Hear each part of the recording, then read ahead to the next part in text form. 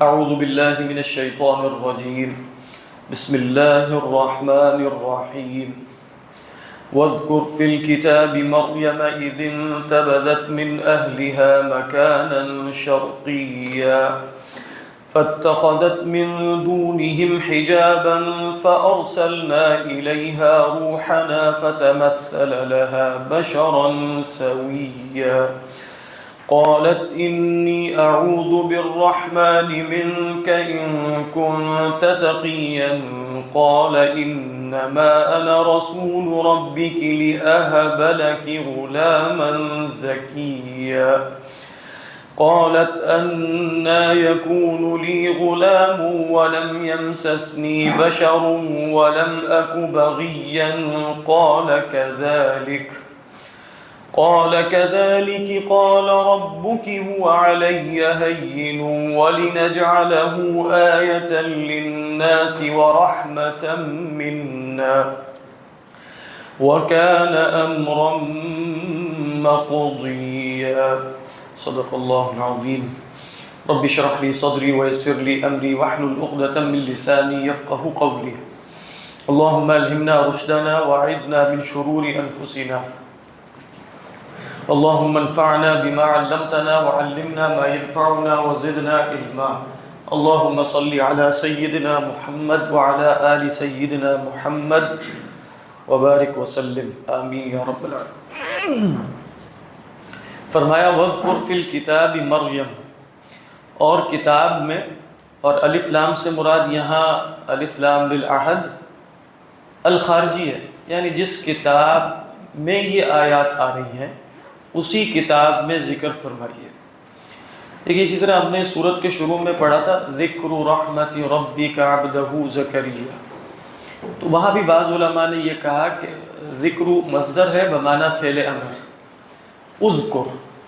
اذکر رحمت ربک علی عبدہ زکریا، اور اس کی دلیل انہوں نے یہ اختیار کی کہ دیکھیے آگے اسی پر عطف آ رہا ہے، یہ وذکر عطف کس پر ہے؟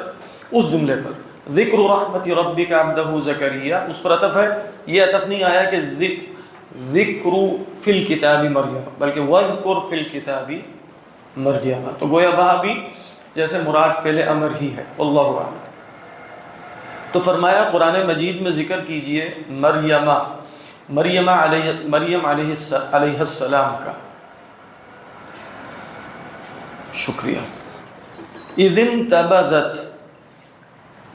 جب وہ، انتباز کس کو کہتے ہیں؟ دیکھیں پہلے بھی یہ گزر چکا ہے کہ نبذ ینبذ نبذن کہتے ہیں پھینک دینے کو، طرح الشیء عربی زبان میں طرح الشیء کہا جاتا ہے کسی شے کو بیکار سمجھ کے پھینک دینا، جیسے اللہ تعالیٰ نے فرمایا نبذ فریق من الذین اوتوا الکتاب کتاب اللہ وراء ظہورہم، اسی سے جب آپ باب انفعال بنائیں گے تو کیا بنے گا؟ انتباز، فانتبذت، خود جدا ہو جانا، یعنی وہ تو تھا نبذ ینبذ، وہ تو پھینک دینا متعدی ہے نا، تو انتباز کیا ہے؟ لازم۔ اچھا یہ جو انہوں نے خلوت اختیار کی ہے نا، خلوت جس کو ہم اعتزال بھی کہتے ہیں، اعتزلت، اس کے لیے لفظ آیا انتبذت، سمجھا؟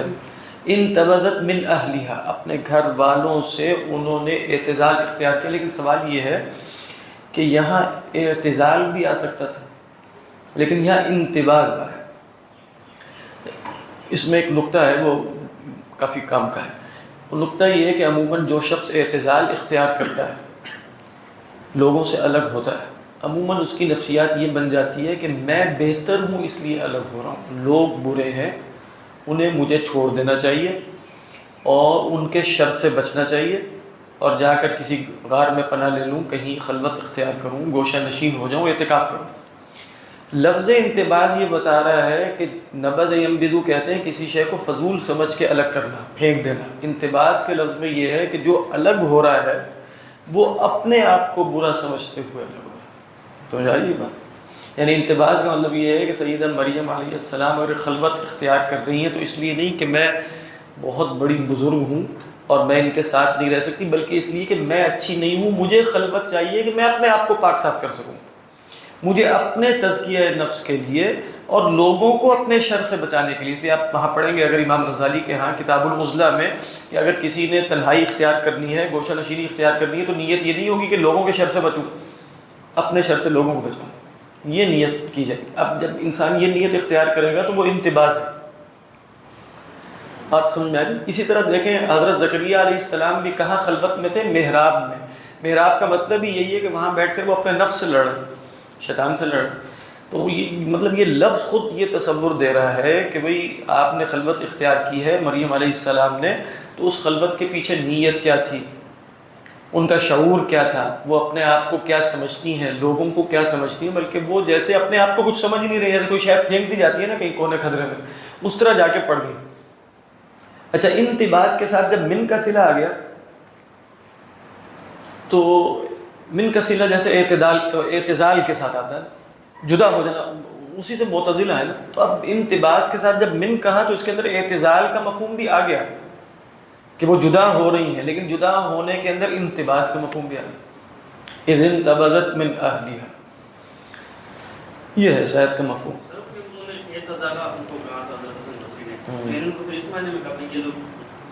نہیں غلط نہیں کہا, کیونکہ آپ اسی صورت میں پڑھیں گے حضرت ابراہیم علیہ السلام کے لیے اسی صورت میں آئے گا وَأَعْتَزِلُكُمْ وَمَا تَدْعُونَ مِن دُونِ اللَّهِ فَلَمَّا اعْتَزَلَهُمْ. ہم سورہ کہف میں کیا پڑھتے ہیں؟ وَإِذِ اعْتَزَلْتُمُوهُمْ وَمَا يَعْبُدُونَ. اعتزال کا لفظ مطلقاً کیا؟ عزلت کے معنی میں. عزلت کس کو کہتے ہیں؟ عزل کہتے ہیں, عین زالام جدائی ڈالنا. اعتزال ہے مطلقاً جدائی ڈالنا, وہ اچھی بھی ہو سکتی ہے بری بھی. حضرت حسن بصری نے اس معنی میں کہا تھا کہ بھئی وہ ہماری مجلس میں بیٹھا ہے واصل ابن عطا, تو مسئلہ قدر اور خلق افعال کے فلاں فلاں مسائل میں اعتزل عنا سے مراد وہ لے رہے ہیں کہ ہم جیسے صحابہ اور اہل سنت والجماعت اور ان کے پیروکار ہیں, یہ ایک نیا فرقہ بنا کر جدا ہو گیا. تو وہاں جو مذمت کا مفہوم ہے وہ اعتزال کی وجہ سے نہیں آیا, اعتزل عنا کی وجہ سے آیا, یعنی ہماری جماعت کو چھوڑ کے الگ ہو گیا, اہل سنت کی جماعت کو چھوڑ کے الگ ہو گیا. تو لفظ اعتزال برا نہیں ہے, تو اس لیے برا تو اس لیے نہیں ہے کہ اصحاب کہف کے لیے آیا, سیدنا ابراہیم کے لیے آیا, اور بھی لوگوں کے لیے آیا.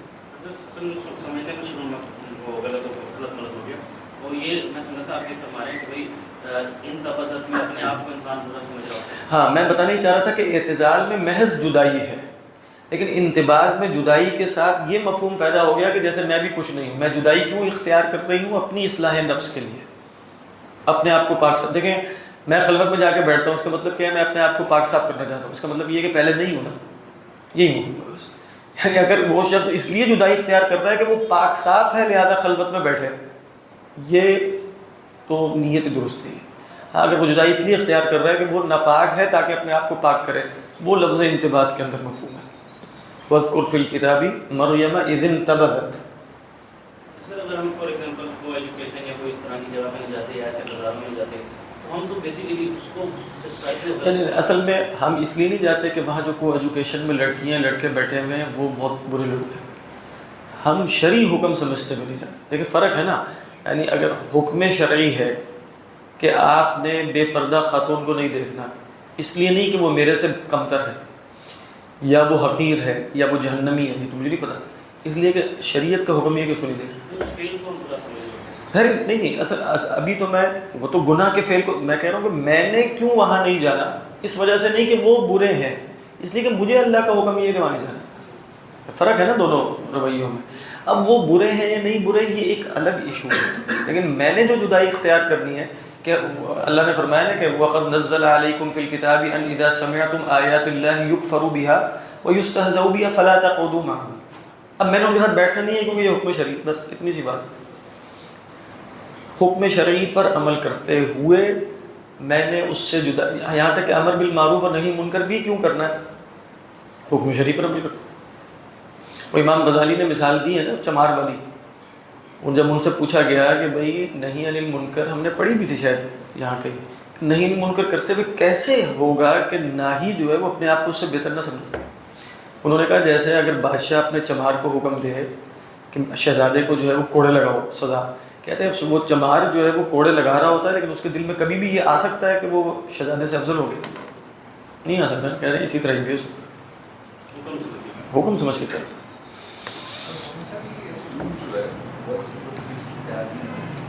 کتاب میں ذکر کرو. ہاں یعنی اس اسلوب کا مطلب یہ ہے کہ ذکر تو اللہ تعالیٰ نہیں کرتا، لیکن جیسے ہم قرآن میں پڑھتے ہیں قل، آپ کہیے، اس کے بعد جو آپ نے کہنا ہوتا ہے کیا وہ آپ خود کہتے ہیں یا اللہ کی طرف سے آ جاتا ہے؟ یعنی وہ بھی اللہ کی طرف سے آتا ہے. جیسے ہم کہیں گے قل اعوذ برب الفلق، آپ کہیے، کیا کہیے؟ یہ کہیے. اب یہاں وذکر فی الکتاب مریم، کتاب میں مریم کا ذکر کیجیے، یہ بھی حکم ہے اللہ کی طرف سے. وہ ذکر کیا کرنا ہے وہ اللہ بتا رہے ہیں. اذن تبت، یہ صورت میں مستقل اسلوب ہے. مستقل کیسے کہ ہم نے شروع میں پڑھا ذکر رحمت ربی کا، وہاں کتاب کا ذکر نہیں آیا. اس کے بعد ہم یہاں پڑھیں وذکر فی الکتاب مریم، اس کے بعد پڑھیں گے وذکر فی الکتاب ابراہیم، اس کے بعد پڑھیں گے وذکر فی الکتاب موسیٰ، اس کے بعد پڑھیں گے وذکر فی الکتاب اسماعیل، اس کے بعد پڑھیں گے وذکر فی الکتاب ادریس. تو گویا اچھا یہ بھی دوسری رائے یہ بھی ہے کہ الکتاب سے مراد یہ سورہ مریم، یہ بھی رائے موجود کہ اس صورت میں ذکر کیجیے ان کا اس صورت میں. تو یہ جیسے آپ کہہ سکتے ہیں کہ کسی شے کی جیسے اہمیت جتلانا ہو نا، تو آپ کہتے ہیں فلاں کا ذکر کرو، فلاں کا ذکر کرو، فلاں کا ذکر کرو. تو گویا اور جن حضرات کا ذکر کرنے کا کہا گیا وہ سب اللہ کے برگزیدہ لوگ ہیں، جتنا بھی ذکر ہے وذکر وذکر وذکر اللہ. وَاذْكُرْ فِي الْكِتَابِ مَرْيَمَ إِذِ انْتَبَذَتْ مِنْ أَهْلِهَا، جب انہوں نے، ترجمہ ہم یہی کریں گے، خلوت اختیار کی اپنے گھر والوں سے. ترجمہ تو یہی، جدائی اختیار کی اپنے گھر والوں سے. اچھا جدائی اختیار کر کے کوئی مکان اختیار کیا ہوگا نا، ظرف کیا تھا ان کا، کہاں گئی پھر؟ تو فرمایا مکان شرقی، یعنی خود جا کر اپنے آپ کو ڈال دیا. انتباز کے اندر جو مفہوم تھا نا، اپنے آپ کو جا کر ڈال دیا ایک دور کے مکان میں. مکاناً قصیہ، قصی کہاں سے نکلا؟ اسی سے ہے جس سے اقصا نکلتا ہے. تو قصا یقصو کہتے ہیں کسی شے کا دور ہونا. اس کے مقابلے میں ہوتا ہے دنا یدنو، کسی شے کا قریب ہونا. اچھا یہاں شرقی ہے، وہ قصیہ آگے آئے گا. ہاں یہاں شرقی سے مراد بیت المقدس کا شرقی حصہ. حضرت عبداللہ ابن عباس رضی اللہ تعالیٰ عنہ سے یہ مروی ہے ایک سند، صحیح سند میں، فرماتے ہیں انا اعلم لماذا اتخذ النصارى قبلتهم شرقا، کیوں نصارہ نے بیت المقدس کے شرقی حصے کو اپنا قبلہ بنایا. آپ جانتے ہیں کہ اللہ تعالیٰ نے فرمایا وما انت بتابع قبلتهم وما بعضهم بتابع قبلة بعض. تو یہود کہتے تھے بیت المقدس کا مغربی حصہ ہمارا قبلہ ہے، نصارہ کہتے تھے مشرقی حصہ ہے. عبداللہ ابن عباس فرماتے ہیں مشرقی حصہ کیوں بنایا؟ پھر یہ آیت پڑھتے تھے اذ انتبذت من اہلها مکانا شرقیا، کیونکہ وہ بیت المقدس کے ایک شرقی حصے میں شفٹ ہو گئی تھی. بات فتق بیت المقدس کا جو قبلہ ہے، بیت المقدس کے قبلے سے کیا مراد ہے؟ ہاں بیت المقدس تو اب ہمارا قبلہ نہیں ہے، لیکن اگر آپ ہاں کس کی ڈائریکشن؟ ہاں وہ جو بیت المقدس ہے نا، وہاں اگر آپ کھڑے ہوں گے تو آپ اگر ادھر ہندوستان کی طرف منہ کریں گے تو وہ مشرقی حصہ، اس کے پچھلا والا مغربی ہے، مدینہ اس کے جنوب میں ہے، اور لیفٹ سائڈ پہ آپ جیسے دیکھیں گے کہ باقی فلسطین ہے اور یہ سارے علاقے. یہ تو فرمایا فاتخذت من دونہم حجابا، پس انہوں نے پکڑا ان سب سے ایک پردہ. کن سب سے؟ ہم کی ضمیر کہا جا رہی ہے اہلیہ، یعنی تمام. اچھا یہاں فرق کیا ہے کہ ایک عزلت والے مکان میں چلی گئی، تو عزلت والے مکان میں جانے کا مطلب یہ ضروری نہیں ہے کہ وہاں اپنے لیے کوئی حجرہ تعمیر کریں، لیکن فاتخذت من دونہم حجابا سے مراد یہ ہے کہ وہاں جا کر جیسے انہوں نے ایک چادر ڈال دی ہے. اگرچہ یہاں اختلاف ہے علماء کا، بعض نے کہا کہ غسل کے لیے، وہ غسل کرنے کے لیے چادر ڈالی تھی انہوں نے، حیض سے فارغ ہوئی تھیں یا جو بھی سلسلہ تھا اس لیے انہوں نے چادر ڈالی تھی عین اسی موقع پہ. اس لیے وہاں اسرائیلی روایات ہیں کہ عین اسی موقع پہ وہ صاحب حاضر ہو گئے، ان کا ذکر آ گیا ہے. یعنی یہاں تک کہ بعض روایات میں ہے کہ شاید ابھی وہ غسل سے بھی فارغ نہیں ہوئی تھی، لیکن صحیح تر قول یہ ہے کہ فاتخذت من دونہم حجابا تفسیر ہے انتباز ہی کی، کہ وہاں جا کر انہوں نے خلوت اختیار کرنے کے لیے جیسے سب سے ایک پردہ اختیار کیا. یعنی جیسے آپ اعتکاف میں جو ہے وہ چادریں لٹکا لیتے ہیں، کوئی حجرہ بنا لیا، کوئی محراب بنا دیا، تو اسی طریقے پر محراب اور حجرہ تعمیر کر لیا یا چادریں ڈال کر بالکل خلوت میں چلی گئی. یہ ہے برا. فَأَرْسَلْنَا، یعنی یہ بڑی اہم بات ہے، اس لیے کہ یہ فَأَرْسَلْنَا ویسے تو عطف کا ہے، لیکن جیسے یہ اس کے فوری بعد ہوا۔ فا اور واو میں فرق کیا ہوتا ہے کہ فا میں تعقیب ہوتی ہے، یعنی تعقیب کا مطلب ہے فوری ہو جانا۔ جیسے ہی انہوں نے یہ کام کیا فَاتَّخَذَتْ مِن دُونِهِمْ حِجَابًا فَأَرْسَلْنَا، تو فوری ہی ہم نے بھیج دیا ان کی طرف۔ لیکن یہ بات بھی اہم ہے، جیسے صوفیہ نے اپنے نکات بیان کیے، وہاں بھی حضرت زکریا علیہ السلام کا ذکر ہے کہ فرشتوں نے اس وقت پکارا وَهُوَ يُصَلِّي فِي الْمِحْرَابِ، بالکل خلوت میں نماز کی حالت میں تھے۔ یہاں بھی حضرت مریم علیہ السلام کو جو خوشخبری حاصل ہو رہی ہے جب وہ بالکل خلوت میں ہے اور گویا اللہ کی عبادت میں ہے۔ تو یہ جو فتوحات ہوتی ہیں نا، صوفیہ کہتے ہیں فتوحات اللہ کی طرف سے اوپننگز ہیں، چیزوں کا کھل جانا ہے، نئے نئے معانی کا وارد ہونا ہے، واردات الہیہ، یہ الفاظ ہم نے سنے، میں اس لیے بول رہا ہوں، یہ سب خلوت کی عبادت کے نتیجے میں ہے۔ سیدھی بات، وہاں بھی یہی، وہاں پہ فنادتہ الملائکۃ وہو قائم یصلی فی المحراب، یہاں بھی کہ فاتخذت من دونہم حجابا فارسلنا۔ تو یہ سب کچھ جو ہے پبلک میں رہ کر اور درس و تدریس اور یہ سب کچھ انسان کرتا رہے، ہو سکتا ہے اس کا علم بالکل کتابی ہی رہے، کچھ بھی اس کے پاس نہ ہو، جب تک اس کی خلوت اور خلوت میں عبادت اور خلوت میں اللہ سے مناجات اور اللہ سے انس، یہ سب چیزیں اگر معتدب تعداد نہیں ہے اس کی زندگی میں تو وہ سب ایسے ہی ہے بس۔ تو یہاں دیکھیں فاتخذت کیا ہے، فاتخذت من، ابھی ہم اس صورت میں آگے پڑھیں گے، دیکھیں فلما اعتزلهم وما يعبدون من دون الله وهبنا له اسحاق ويعقوب وكلا جعلنا نبيا۔ اسی صورت میں اس طریقے پر اگر غور کریں تو جیسے اللہ تعالیٰ اشارے وہاں بھی کہ جب انہوں نے عزلت اختیار کی ان سے بھی، اور جن کی وہ خدا کے سوا عبادت کرتے تھے ان سے بھی، تو ہم نے انہیں عطا کر دیے اسحاق اور یعقوب، وہ بھی جیسے ایک انعام کے طور پر مل رہے ہیں اس عزلت کے نتیجے۔ بات واضح ہے کہ نہیں؟ فتوحات کا مطلب ہوتا ہے صوفیہ کے ہاں علم لدنی۔ علم لدنی کا مطلب یہ ہوتا ہے کہ وہ علم جو کتاب یا استاد سے نہ ملے، اللہ کی طرف سے مل جائے ڈائریکٹ، اس کو وہ علم لدنی کہتے ہیں۔ اس کے بہت سے درجات، یہی فتوحات ہیں۔ بہت سی صوفیہ کی کتابوں میں آپ پڑھیں گے اللہم افتح علینا فتوح العارفین، دعا ان کی، اے اللہ ہمارے اوپر ان لوگوں کی فتوحات کھول دیجئے جو عارفین ہیں، یعنی جس طرح اللہ تو ان پر علوم اور اس طرح کی چیزوں کے دروازے کھولتا ہے، ہم پر بھی کھول دے۔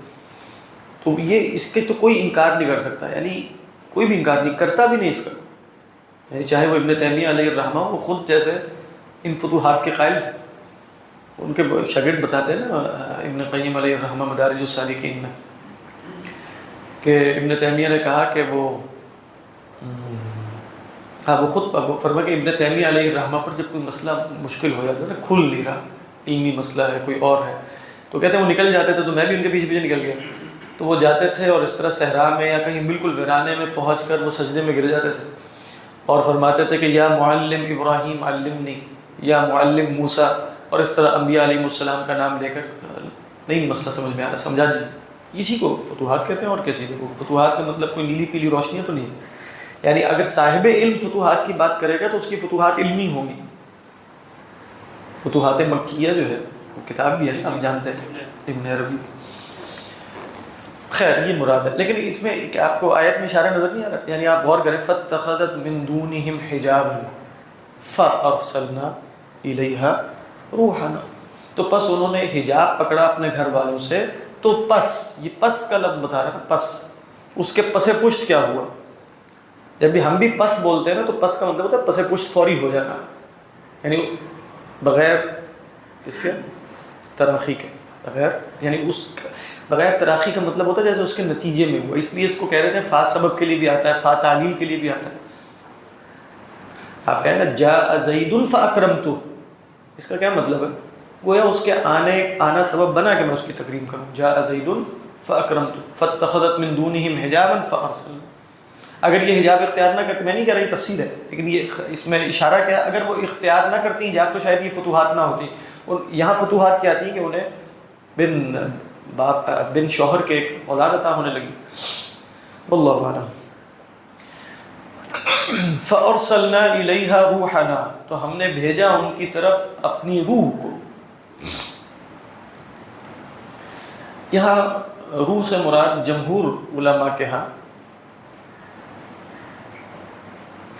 وہ ہے جبرائیل علیہ السلام، اور ایک شاذ روایت عبداللہ ابن عباس سے مروی ہے اور بعض دوسروں سے کہ خود عیسیٰ ہی ہیں، روحنا فتمثل لها بشرا سویا، اور وہی آ کر کہہ رہے ہیں کہ میں بیٹا بننے کے لیے آیا ہوں۔ اور انہی یہ رائے درست نہیں ہے، لیکن یہ رائے بھی سلف سے چلی آ رہی ہے کہ یہاں روح سے مراد، کیونکہ روح اللہ کون ہے؟ روح من، وہ تو خود سیدنا عیسیٰ علیہ السلام کو قرآن میں کہا گیا، تو فارسلنا الیہا روحنا، یہ شاذ رائے بھی موجود ہے، یہاں تک کہ سلف کی طرف بھی اس کی نسبت ہوتی ہے، لیکن صحیح تر قول یہ ہے کہ یہاں روح سے مراد خود روح القدس ہے، جبرائیل علیہ السلام، وہ آئے ہیں فارسلنا الیہا روحنا۔ اور یہ جو روح میں اضافت ہے اسی کو اضافت تشریفی کہتے ہیں، یعنی روح اللہ کی روح ہونے سے مراد یہ ہے کہ وہ روح کے جس کی نسبت اللہ نے اپنی طرف کی ہے اس کو شرف دینے کے لیے، جیسے بیت اللہ میں یہ اضافت ہے نا، بیت اللہ، تو یہ اضافت تشریفی ہے۔ ہماری روح کو بھی اللہ نے اپنی روح کہا ہے کہ نہیں، فنفخت فیہ من روحی، تو وہ بھی اضافت کیا ہے؟ تشریفی ہے۔ ناقۃ اللہ، باقی اونٹنیاں کسی اور کی ہیں کیا؟ اور یہ اللہ کی اونٹنی ہے؟ نہیں، وہ بھی اضافت تشریفی ہے۔ تو یہ اضافت بہت سے مقاصد کے لیے آتی ہے، ان میں سے ایک مقصد کیا ہے؟ کسی شے کا شرف، جیسے کوئی بڑا عالم کسی شاگرد کو شرف دینے کے لیے کہے کہ یہ میرا شاگرد ہے، اس کا مطلب یہ نہیں ہے کہ باقی 10 اس کے شاگرد نہیں ہیں، لیکن وہ اس کو کیوں کہہ رہا ہے کہ یہ میرا شاگرد ہے؟ تاکہ اسے شرف انتساب حاصل ہو جائے، شرف انتساب حاصل ہو، یہ مراد ہوتی ہے۔ تو فرمایا کہ فَأَرْسَلْنَا إِلَيْهَا رُوحَنَا فَتَمَثَّلَ لَهَا، تمثل کس کو کہتے ہیں؟ دیکھیں یہ وہی مثل اور مماثلت سے ہے، تمثل باب تفاعل ہونے کی وجہ سے اس میں تکلف ہے۔ تمثل کہتے ہیں کوشش کر کے کسی کے مثل بننا، بھاشن میں، یعنی تمثل کیا ہے؟ تکلف کر کے کسی کے مثل بننا۔ اب فرشتے کی اصل تو بشر نہیں ہے نا، تو کوئی شے جس کی اصل وہ نہ ہو اور وہ کسی اور صورت میں ظاہر ہو تو اس کو تمثل ہی کہا جاتا ہے، اس لیے کہ یقیناً جب وہ اس کی اپنی صورت نہیں ہے تو دوسری صورت میں جانا اس کے لیے تکلف ہے۔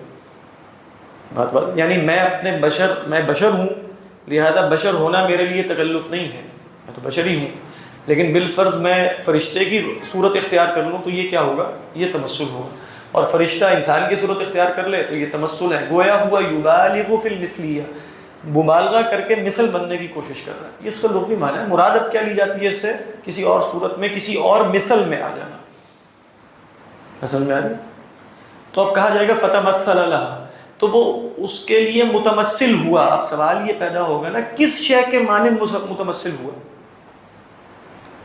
تو وہ یہاں جو بشرن سویہ آ رہا ہے یہ تمثلہ میں ہوا کی ضمیر کا حال ہے، یعنی اور حال کس شے کے جواب کے لیے آتا ہے؟ کیفہ کے جواب میں، یعنی اس کی مثلیت کی کیفیت کیا تھی؟ حال آپ جانتے ہیں نا کہ حال کس سوال کے جواب میں آتا ہے؟ کیفہ۔ اور مفعول لہو کس سوال کے جواب میں آتا ہے؟ لما کے۔ تو جب آپ کہیں گے فتمثل لہا تو پوچھا جائے گا کہ تمثل کے بعد وہ کس کیفیت میں چلے گئے؟ تو تمثل میں ہوا کی ضمیر کا حال کیا ہے؟ فتمثل لہا حال کونہ بشرا سویا، یعنی وہ تمثل اختیار کیا انہوں نے اور ان کی حالت ہو گئی کہ وہ ایک صحیح سالم بشر تھے۔ یہ ترجمہ ہے، مطلب یہ مفہوم ترجمہ تو بالکل واضح سا ہے کہ ایک صحیح سالم بشر کی صورت میں ان کے سامنے حاضر ہو گئے۔ فتمثل لہا بشرا سویا، سویا ہم پہلے دیکھ چکے ہیں کہ یہ فعیل کا وزن ہے، سین واو یا، اور وہاں بھی ہم نے یہی کہا تھا کہ اللہ تکلم الناس ثلاث لیال سویہ، اور سویہ حال ہے خود سیدنا زکریا کا کہ بالکل صحیح سالم حالت میں ہوگے اور کلام نہ کر سکو گے۔ یہاں بھی کیا ہے؟ ایک ایسا بشر جو اپنی بشریت میں بالکل جیسے پرفیکٹ ہے، بشرن سویہ۔ اور پھر یہاں اسرائیلی روایات میں جیسے ان صاحب کی جو حضرت جبرائیل علیہ السلام تھے، ان کی جو وصف ہے وہ ایسا ہے کہ جیسے بہت خوبصورت حالت میں، ایک نہایت خوبصورت مرد کی صورت میں وہ وہاں حاضر ہوئے۔ اب فتنہ کا مقام ظاہر ہے، اسی لیے حضرت مریم علیہ السلام کی طہارت اور عفت اور پاک بازی کا جو مبالغانہ کیفیت تھی اس کا اظہار کیسے ہوا؟ بغیر عطف کے، آگے قالت، یعنی جیسے ادھر وہ ظاہر ہوئے ہیں بشر ہونے کی حیثیت میں اور ادھر ان کے منہ سے نکلا انی اعوذ بالرحمن منک، یعنی تم سے، کیونکہ ظاہری بات ہے وہ حجاب کی حالت میں ہے، خلوت کی حالت میں ہے، عزلت کی حالت میں ہے، اور ایک بالکل نوجوان جو ہے، اور وہ بھی بالکل نوجوانی کی حالت میں، خود سیدہ مریم جو ہے وہ بالکل نوجوان ایک خاتون ہے اور وہاں ایک نوجوان مرد آ گئے تو کہتے ہیں انی اعوذ بالرحمن منک.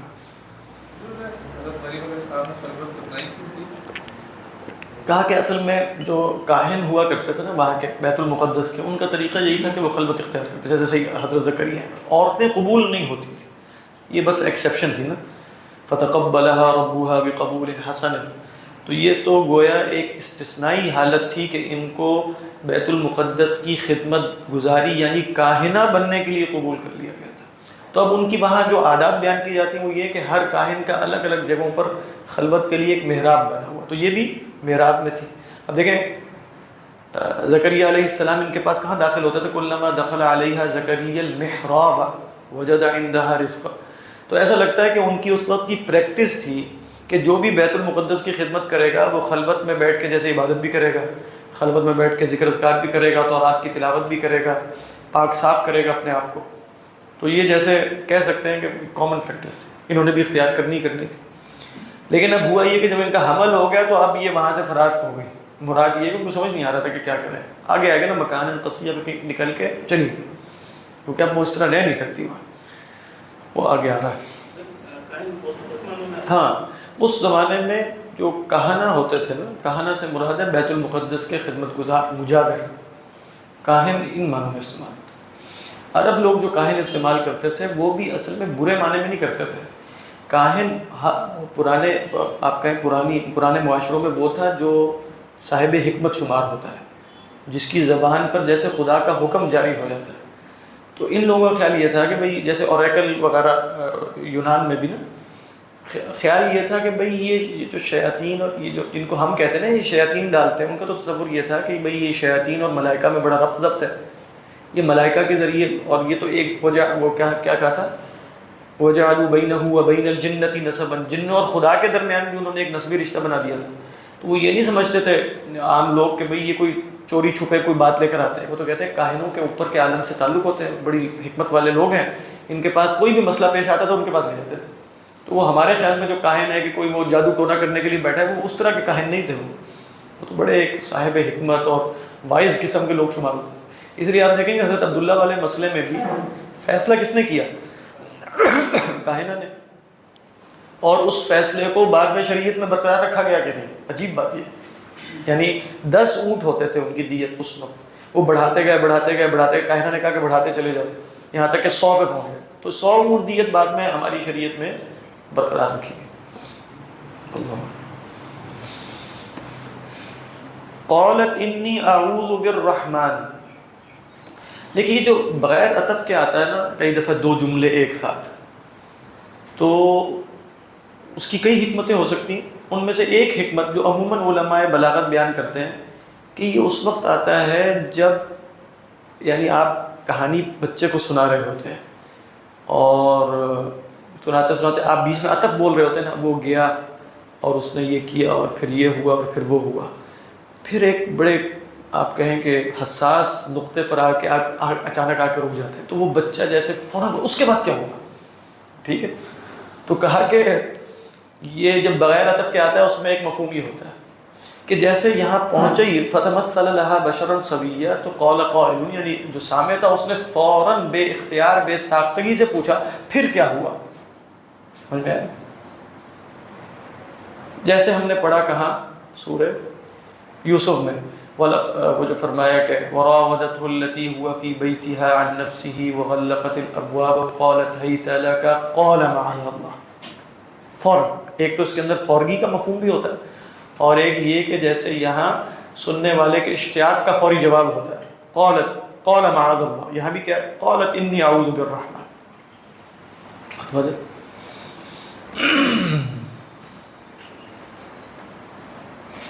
قالت انی اعوذ بالرحمن منک، کہنے لگی کہ میں رحمان کی پناہ میں آتا ہوں. اب آپ دیکھیں اس صورت میں نا جیسے اللہ کا جو اسم بہت زیادہ نقل ہوا وہ الرحمن، بار بار آپ آگے بھی دیکھیں گے انی اخاف ان یمسک عذاب من الرحمن فتکون للشیطان ولی. اس کے بعد بھی آگے بھی مستقل ثم لننزعن من كل شیعۃ ایہم اشد علی الرحمن عتیا. اس کے بعد بھی وقال اتخذ الرحمن ولدا. اس سے پہلے بھی یوم نحشر المتقین الی الرحمن وفد، اور بھی جگہوں پر تو آپ 5-7 جگہوں پر دیکھیں گے کہ لفظ رحمان کی تکرار ہے. اللہ اکبر. تو فرمایا قالت انی اعوذ بالرحمن منک ان کنت تقیا، میں رحمان کی پناہ میں آتی ہوں تم سے. یہ جملہ ان کنت تقیا کا جواب شرط یہ مقدم نہیں ہے، یعنی یہ نہیں کہ اگر تم تقی ہو تو پناہ میں آتی ہوں، یہ ترجمہ نہیں ہے. یعنی کیا مطلب اگر تم تقی نہیں ہو تو پناہ میں نہیں آتی، پھر تو بالاولیٰ پناہ میں آنا چاہیے کہ اگر تم غیر تقی انسان ہوئے. جملہ یہاں مکمل ہو رہا ہے قالت انی اعوذ بالرحمن منک، کہ انہوں نے کہا کہ میں تم رحمان کی پناہ میں آتی ہوں تم سے. اچھا اس کے بعد ان کنت تقیا، اگر تم تقی ہوئے فستنتہی، تو تم باز آ جاؤ گے جب تم سنو گے کہ میں نے رحمان کی پناہ اختیار کر لی.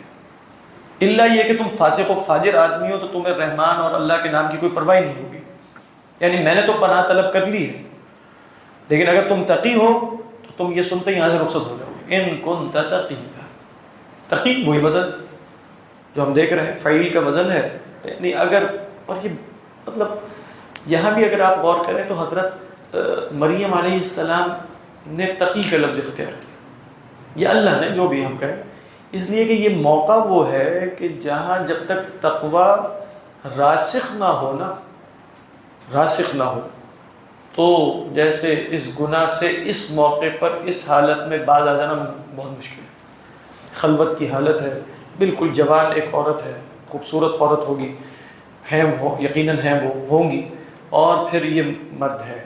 تو اب حضرت مریم علیہ السلام یہی کہ اگر تم واقعتاً صحیح متقی ہوئے نا تو قریب نہیں آ گئے. قولت انی، اور واقعتاً تقی جب تک انسان نہیں ہوگا تو وہ کیسے بچے گا. تو محذوف کیا ہے ان کنت تقیا فسترجع من هنا، اگر جو بھی آپ محذوف مانیں، اگر تم تقی ہوئے تو یہاں سے بھاگ جاؤ. یہی اس آیت کی تفسیر ہے. پھر آپ ایک قول پڑھیں گے، میں صرف وہ بتا اس لیے دیتا ہوں کہ بھئی آپ قرآن کوئی تفسیر کھول کے بیٹھے تو قول آپ کو مل جائے گا. وہ اصل میں قول لگتا ہے کہ وہ کہانیاں ہوتی ہیں جو آ جاتی ہیں. جیسے جب کہا گیا کہ یا ایھا الذین آمنوا توبوا الی اللہ توبۃ نصوحا، تو ایک صاحب نصوح بنا لیے گئے. ہمارے یہاں بھی ہے نا توبہ توبۃ نصوح، جو ناول ہے اس میں نصوح ہی ہے نا، وہاں بھی یہ کہانی پوری موجود ہے. ایک نصوح نامی شخص نے جو توبہ کی تھی ویسی توبہ تم کرو. یہاں بھی کہا کہ ایک صاحب تھا جن کا نام تقی تھا، اور وہ اپنے نام کے یعنی اسم برعکس مسمى تھے، اسم با مسمى نہیں تھے، بلکہ اپنے نام کے ایک نہایت فاسق و فاجر انسان بیت المقدس میں مشہور تھا، نام اس کا تھا تقی. سمجھ آ رہی؟ تو وہ فرما رہی ہیں حضرت مریم علیہ السلام کہ دیکھو میں رحمان کی پناہ میں آتی ہوں اگر تم تقی ہوئے. اب یہ جواب شرطی ہے، یعنی اگر تم وہی فاسق و فاجر انسان ہے جو مشہور ہے تو پھر تو میں رحمان کی پناہ میں آتا ہوں. یہ بھی آپ کو یہاں تک کہ اس کی نسبت بھی عبداللہ ابن عباس کی طرف ملے گی، لیکن یہ سب اسرائیلی روایت ہے. تقی نامی بات نہیں ہو رہی ہے. ان کنت تقیہ پہلے بھی القرآن یفسر بعضہ بعضا، ابھی ہم نے پڑھا ہے نا وکان تقیا، ابھی اللہ نے تھوڑی دیر پہلے فرمایا ہے کہ حضرت یحییٰ، اب وہاں تقی سے کیا مراد لیا گیا تھا کہ ان کا نام تقی تھا، وہ نام تو یحییٰ آ گیا ہے نا. تو تقی اللہ نے متقی ہونے کے معنی میں ابھی بولا ہے، تو 3 آیات بعد دوبارہ تقی آ رہا ہے، تو اسی معنی پر ہم معمول کریں گے، اور یہاں کوئی لمبا چوڑا قصہ تقی نامی شخص کا وضع نہیں کریں گے، لیکن موجود ہے.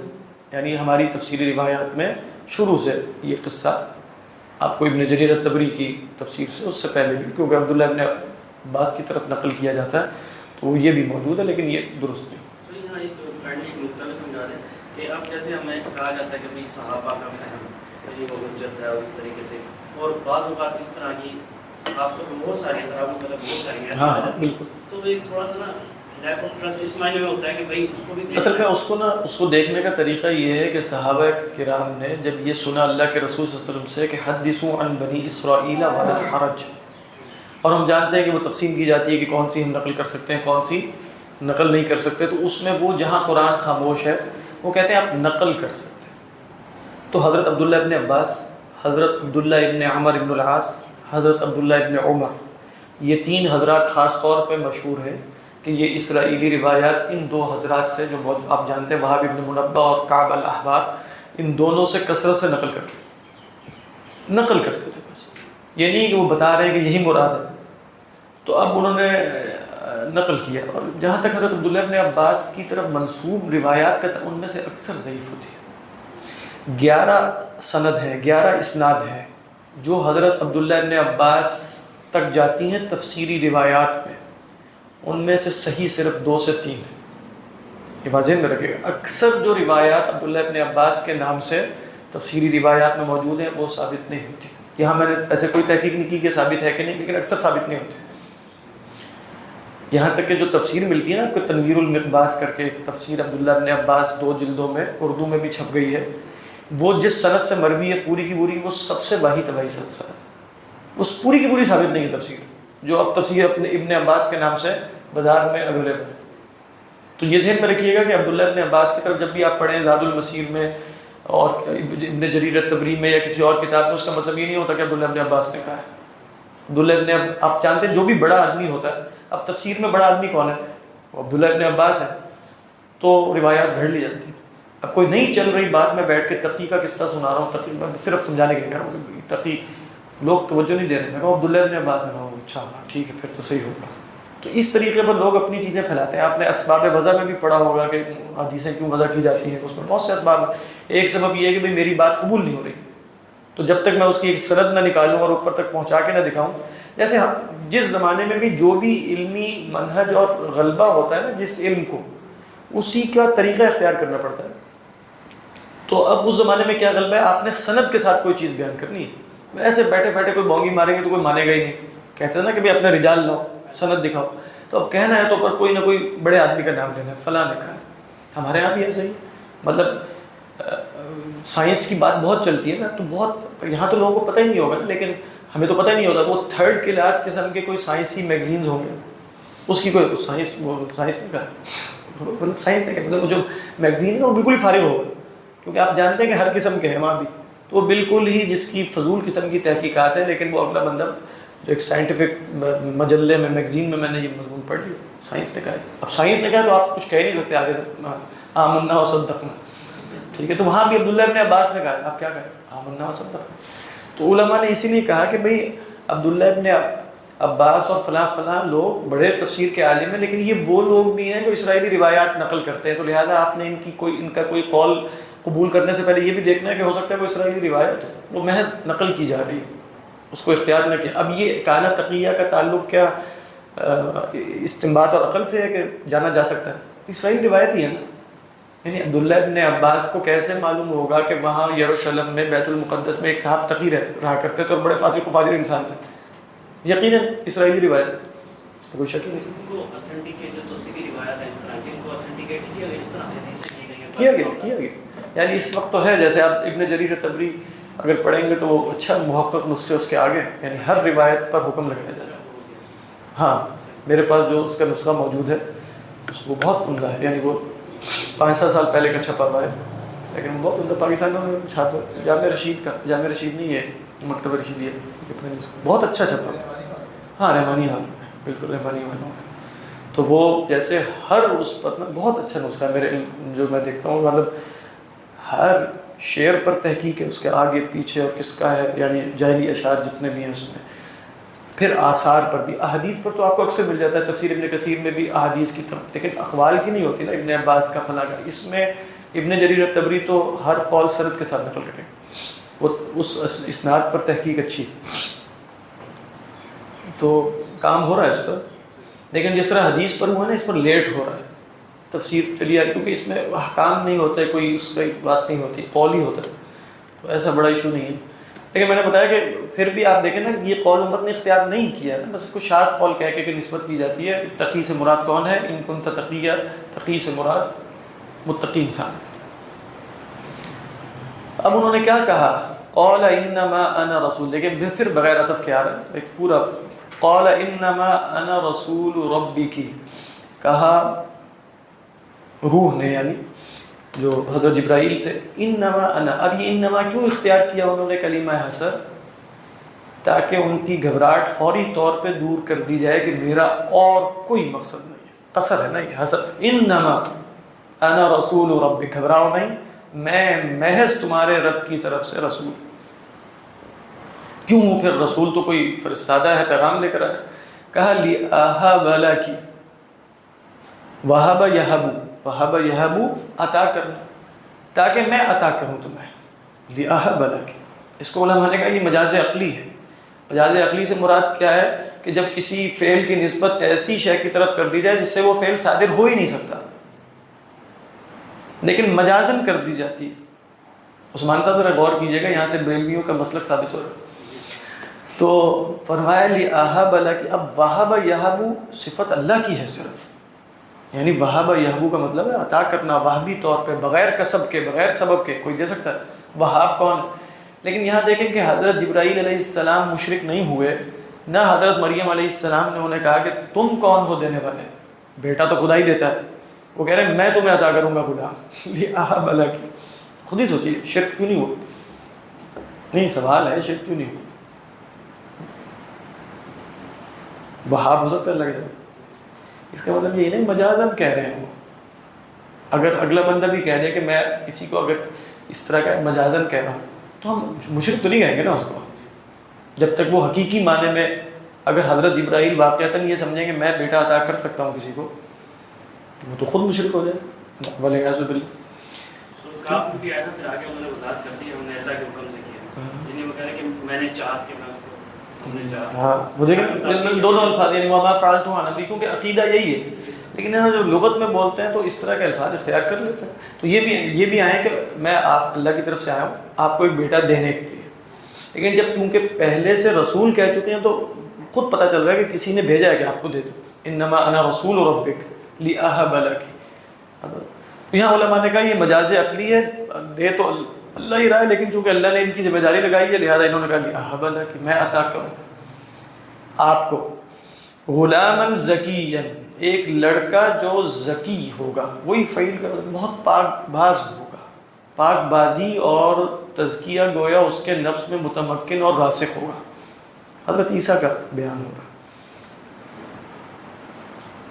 دیکھیے یہاں کیسے ہوا، یہاں روایات میں ہے، اور وہ بھی اسرائیلی روایات، کہ انہوں نے پھونک ماری فی جیبی درعہا، فی جیبی درعہا، یہ جو قمیص پہنی ہوتی ہے اس کے اوپر جو یہ چاک ہوتا ہے، جیسے جو ہمارے ہاں جو بٹن لگے ہوتے ہیں اس کو جیب کہتے ہیں، ہمارے ہاں تو جیب اب اس طرح کی، ویسے پرانی فصا میں یہ جیب ہے، تو جیسے کسی نے کوئی سوٹ پہنا ہوتا ہے تو یہ جو جگہ ہے یہ کیا ہے، یہ جیب ہے، اس کے اندر پھونک گئی، نفخ فی جیب درعہا، جس سے ان کو حمل ٹھہر گیا، اللہ، یعنی اس طرح ہوگا، یعنی یہ جو گریبان ہے، یہ جو گریبان ہے نا یہ جیب، جیب اصل میں کہتے ہیں فتح، یعنی عموماً آپ دیکھتے ہیں نا کہ وہ جیسے جو سوٹ پہنی جاتی ہے تو یا جو اس میں جو جگہ کھلی ہوئی ہے جہاں وہ یہ جگہ ہوتی ہے، ابھی بھی آپ پرانے بدویوں کے لباس دیکھیں ہیں یا مصریوں کے دیکھیں تو ان کا یہ جیسے گلا کافی یوں کر کے بڑا سا ہوتا ہے، یہ جو جگہ یہ جیب شمار ہوتی ہے۔ تو فرمایا کہ وہ وہاں انہوں نے پھونک ماری اور یہ ہو گیا، اللہ اعلم۔ قالت انا یکون لی غلام، کہا مریم علیہ السلام نے کہ کیسے ہوگا میرے لیے غلام، بیٹا، ولم یمسسنی بشر، حالانکہ نہیں چھوا، واو حالیہ ہے، حالانکہ نہیں، انا میں آپ دیکھ رہے ہیں کہ یہاں استعجاب بھی ہے، استعجاب سے مراد وہ جو ہم نے پہلے دیکھا تھا کہ کیسے ہوگا، اور استبعاد بھی ہو سکتا ہے جتنا استبعاد جائز ہے، یعنی وہ کہہ یہ رہی ہیں کہ آپ کہہ رہے ہیں آپ کے بیٹا عطا کرنے ہیں، تو اچھا پھر کیسے ہوگا، کیا مطلب، نہ مجھے کسی مرد نے چھوا ہے اور نہ میں آگے وہ بیان آ رہا ہے، تو وہ اس کا جواب یہ دیں گی کہ قال کذالک، نہ کوئی مرد چھوئے گا، نہ آپ ایسی ہوں گی کبھی بھی، ہاں وہ ایسے ہی ہو جائے گا بس، قال کذالک۔ بہرحال انا یکون لی غلام ولم یمسسنی بشر، یہ مس یمس مسن لغوی معنی ہے ہاتھ لگانا، مسی سا یمسسو یہ سمیع یسمع سے ہے، لیکن قرآن مجید میں مس جو ہے وہ کنایۃ عن الجماع ہے۔ آپ سورہ بقرہ میں کتنی دفعہ پڑھتے ہیں وَإِن طَلَّقْتُمُوهُنَّ مِن قَبْلِ أَن تَمَسُّوهُنَّ اور مَسَّ مِن قَبْلِ أَن يَتَمَاسَّا، یہ سب کس معنی میں آ رہا ہے، أَوْ لَامَسْتُمُ النِّسَاءَ فَلَمْ تَجِدُوا مَاءً، تو وہاں بھی لمس کیا ہے، وہ بھی کنایۃ عن الجماع ہے، تو مس یا مسو اس معنی میں استعمال ہوتا ہے۔ اس حدیث کو بھی اسی پر اپلائی کرنا چاہیے جس حدیث میں آیا نا، وہاں بھی مس کا لفظ ہے کہ تم میں سے کوئی کسی عورت کو چھوئے وہ بہتر ہے، وہ بدتر ہے اس کے لیے، اس سے بہتر یہ ہے کہ اس کے سر میں ایک کیل ٹھوک دی جائے. تو وہاں بھی مطلقاً چھونا مراد نہیں ہے، ذہن مطلب وہ کیونکہ اتنی مراد ہے وہی کنایۃ عن الجماع، یعنی جماع یا مقدمات جماع. باقی مس ویسے جائز ہے کہ نہیں ایک الگ مسئلہ ہے، بات واضح ہے کہ نہیں، وہ تو الگ ہی مسئلہ ہے. اللہ کے رسول ما کان یصافح النساء، آپ مصافحہ نہیں کیا کرتے تھے، لیکن مطلقاً مس مراد نہیں ہے، اس لیے کہ خود علماء نے اجازت دی ہے بڑی عمر کی عورت سے آپ مصافحہ کر سکتے ہیں. مس تو اس صورت میں بھی ہوا لا، ایسی عورت کہ جو لا تحل بڑی عمر کی ہے، مسافر کہتے ہیں ایسی صورت میں جہاں بالکل کوئی فتنہ نہ ہو اور اس طرح نہ ہو، اس طرح مسافر بھی گنجائش ہو سکتی ہے. مفتی صاحب سے پوچھے گا.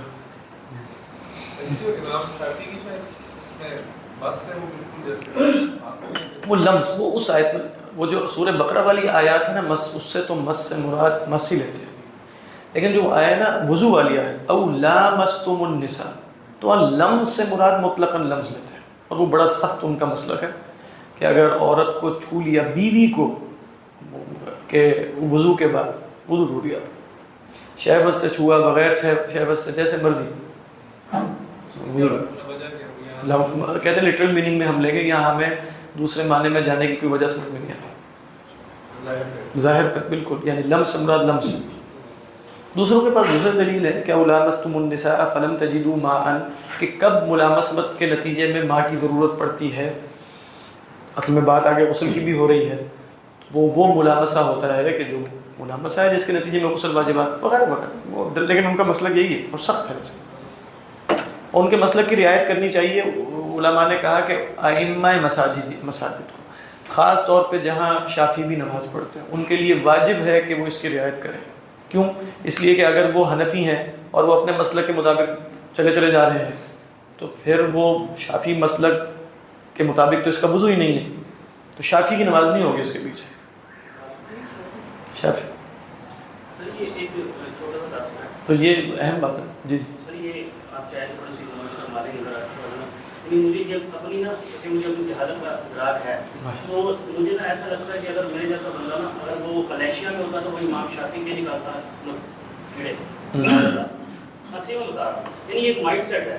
جیسے یہاں پر امام ابو حنیفہ کے نکالے جاتے ہیں، ہم جیسے ہمیں اس کا بالکل ادراک ہے. ہاں سر مجھے اس چیز کا اندازہ ہے، لیکن اس کے باوجود بھی میں یہ سمجھتا ہوں کہ جو علماء ہیں وہ روایت میں رہتے ہوئے اس سے تھوڑا سا اوپر اٹھ سکتے ہیں. جیسے کوئی ایسے مسائل آتے ہیں جہاں ان کو لگ رہا ہے کہ یار یہاں امام میرے امام کو مطلب اوپر ہی اٹھ رہا ہے. اوپر اٹھنے کا طریقہ حنفی مسلک والے اپنے امام کو کہیں گے کہ آپ نے شافعی مسلک کی رعایت کرنی. اوپر اٹھے کہ نہیں؟ آپ ماشاء اللہ ایک دن پڑھ رہے ہیں، آپ کسی مسئلے میں لگ رہا ہے کہ یہاں پر جو ہے نا ہماری فقہ حنفی میں تھوڑا سا مسئلہ ہے، یعنی فی زمانہ یا ٹھیک بھی ہے تو فی زمانہ یہ نہیں چلے گا، تو آپ اس میں تحقیق کریں اور دیکھیں. ہاں لیکن وہ کون ہوگا؟ وہ طالب علم نہیں ہوگا نا، وہ مجتہد کے لیول پر پہنچا ہوا آدمی ہوگا، اور وہ کرتے بھی ہیں اور کر بھی سکتے ہیں اور ابھی بھی کرتے ہیں بہت سی جگہوں پر. جیسے آپ دیکھیں گے نا حضرت تھانوی کے فتاوی امداد الفتاوی، کتنے علماء نے کہا کتنے مسائل میں انہوں نے مالکی یا شافعی فقہ پر فتوی دی، کرتے ہیں. نہیں مطلب یہ ہو رہا ہے آلریڈی، علماء یہ کام کرتے ہیں، لیکن ہم ان کا خیال یہ ہوتا ہے کہ ہم جیسے لوگ جو بیٹھے ہوئے ہیں وہی یہ کام کرنا شروع کرتے ہیں. یہ اصل مسئلہ اس میں ہے. اب جیسے وہ لڑکے تھے وہ تیاری کر رہے تھے، ساتھ تیاری بھی کر رہے تھے، خاص بھی فقہ کی تیاری کر رہے تھے، اس میں ہر چیز بھی نماز مقروء ہوتی ہے. آپ نے یہ کر لیا نماز مقروء، آپ نے یہ کر لیا نماز مقروء، مطلب ہر چیز بھی جو عام ہے نا، آپ نے بٹن کھول لیا نماز مقروء، ہر چیز کو نماز مقروء، خاص بھی لیتے تیاری بھی کرتے ہیں. ساتھ مکروہ ہے نا، مکروہ سے مراد عموماً وہ مکروہ تنزیہی ہوتا ہے. خلاصہ کیا ہوتا ہے اس کا خلاف اولا ہے، نماز ہو رہی ہے. جو تیاری کرواتا ہے ان کو مسئلہ دکھاتا ہے پھر کانتی پر یاد کرنا. اچھا اچھا ٹھیک. سر یہ مطلب میں کہہ رہا ہوں اصل میں ہم تو مکس بریڈ اور ہائیبرڈ قسم کے لوگ ہیں نا. ہم جو تیاری ہم کبھی ادھر نکال لیتے ہیں کبھی ادھر نکال لیتے ہیں. اگر وہ صحیح کوئی فقہ پڑھا رہا ہوگا تو وہ صحیح طریقے بھی پڑھائے گا. ہم تو واقعتاً ہائیبرڈ لوگ، مطلب ادھر سے بھی کچھ کیا ہوا ہے، ادھر سے بھی اوپر نیچے آگے پیچھے بیک گراؤنڈ کچھ اور ہے. لیکن دیکھیں اہل حدیث ہم جیسے ہم لوگوں کا سارا پیچھے خاندان جو ہے نا ددیال میں سارا اہل حدیث ہے، اور زبردست قسم کے بڑے بڑے علماء جیسے ان میں پیدا ہوئے شاہجہاں پور میں. تو پورا وہاں کا وہ مطلب ایک کافی علمی گھرانہ تھا، تو اس میں سارے اہل حدیث تھے. اور وہ حضرت شاہ سید احمد شہید اور شاہ اسماعیل شہید کے سلسلوں کے تھے، اور حضرت مولانا رشید احمد گنگوئی کے رد میں ان کی کتابیں بھی موجود ہیں، ان کے ہم عصر لوگ بھی تھے۔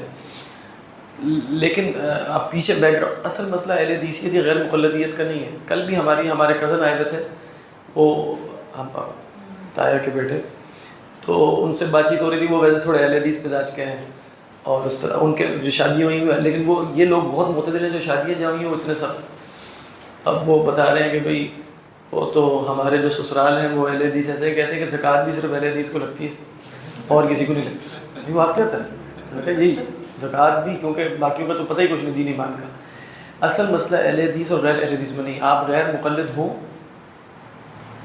یہ آف دی ریکارڈ بات ہوتی ہے۔ اگر آپ غیر مقلد ہو اور اپنی ذات تک رہیں، اس مسلک کو ہی برحق نہ سمجھیں، باقیوں کو قرآن و حدیث کے خلاف نہ سمجھیں، اپنے مسلک کی دعوت نہ دیں، دوسروں کو اس کی طرف نہ بلائیں کہ بھئی تم قرآن و سنت کی طرف آ جاؤ، اور ائمہ کے بارے میں نہایت حسن ظن رکھیں۔ حضرت تھانوی فرمایا کرتے تھے اگر کوئی ایسا غیر مقلد ہے تو ہمیں اس سے کوئی مسئلہ نہیں، ٹھیک، صحیح بتا رہا۔ کیوں مسئلہ نہیں؟ کیونکہ وہ نہ اپنی غیر مقلدیت کا پرچار کر رہا، نہ وہ ائمہ کے متعلق سوء ظن کر رہا، نہ وہ لوگوں کو غیر مقلدیت کی دعوت دے رہا ہے جس کے نتیجے میں فتنہ و فساد ہو۔ وہ اپنی ذات تک سمجھتا ہے فلاں مسئلے میں مجھے ایسا لگ رہا ہے کہ یہ حدیث کے قریب ہے تو میں نے عمل کر لیا، اور فلاں مسئلے میں بغیر اس کے کہ وہ یہ سمجھے کہ باقیوں کا عمل قرآن و سنت کے مطابق۔ اب دیکھیں فقہ شافعی اور حنفی کے اختلافات تو چل رہے ہیں کوئی 1300 سال سے، لیکن کیا کبھی فقہ شافعی حنفی میں آپ کو یہ لڑائی نظر آتی ہے کہ تم قرآن و سنت کے مطابق نہیں ہو، ہم قرآن و سنت کے مطابق؟ یہ لڑائی 150 سال سے اہل حدیثوں کے سوا کس نے ڈالی ہے؟ وہ ہر ایک مطلب تمہاری نماز قرآن و سنت کے مطابق نہیں ہے، تمہارا فلاں قرآن و سنت کے مطابق نہیں ہے، یہ لڑائی ڈال کے لوگوں کو اسی پہ لڑائیاں ہو رہی ہیں۔ اب ہمارے قدم بتا رہے تھے، وہ پرسوں میری اپنے پتہ نہیں سسر سے لڑائی ہو رہی تھی فاتحہ خلف الامام پہ، وہ کہہ رہے ہیں کہ تم لوگ پڑھتے نہیں، تمہاری تو نماز ہی نہیں ہوتی۔ مطلب اب یہ جو سلسلہ ہے نا کہ نماز نہیں ہوتی تمہاری، اور یہ پہلے کبھی بھی نہیں تھا۔ فقہ حنفی والے کو بھی پتہ ہے کہ یہ اجتہادی امور ہے، فقہ شافعی والے کو بھی پتہ ہے، مالکی کو بھی پتہ ہے، حنبلی کو بھی پتہ ہے۔ یہ جو انہوں نے ماحول پھیلا دیا ہے کہ قرآن و سنت ہمارے پاس ہے، اور اس کے مقابلے میں کچھ لوگوں کے پاس پتہ نہیں ویدانت ہوگی اور گیتا وغیرہ ہے، شاید قرآن و سنت تو ان کے پاس۔ یہ مسئلہ خراب ہے۔ اگر کوئی اس کی دعوت نہیں دیتا کیا مسئلہ ہے اس میں؟ واقعتاً وہ سچی نیت ہی رکھتا ہو کہ میں نے ہوائے نفس پہ نہیں چلنا، مجھے لگ رہا ہے کہ یہ اللہ کے رسول، اور وہ کسی نہ کسی امام مجتہد کا قول بھی ہو، یہ بھی ضروری ہے۔ یہ نہ ہو کہ وہ 5ویں 10ویں امام کا وہ فقہ نہیں، ائمہ اربعہ میں ہی رہے ہو، تو پھر کوئی بہت بڑا ایشو تو نہیں ہے ہم کہیں اس طرح کا۔ تو اصل میں دعوت اس کی دینی چاہیے کہ غیر مقلدیت کا کوئی پرچار نہ کیا جائے، اور یہ واقعتاً فتنہ ہے، اس سے فتنہ ہی، اور فتنہ نظر آ رہا ہے۔ میں آپ کو بتا رہا ہوں رمضان میں یہ فتنے پڑے ہیں کہ بہتر ان کے ہوئے نہیں آج تک زندگی بھر، کسی نے یہ مسئلہ ڈال دیا، کسی نے یہ ڈال دیا، کسی نے وہ ڈال دیا، فتنہ و فساد، اور خواتین بیچاری اس سے متاثر ہو جاتی، فوراً ان کو یہی سمجھ میں آتا ہے کہ یہ کیا ہو گیا، قرآن و سنت تو یہ کہتے ہیں، اور پھر علم وہ نہیں ہوتا، کلپ والا علم چل رہا ہوتا ہے۔ یہ اصل میں مسئلہ ہے۔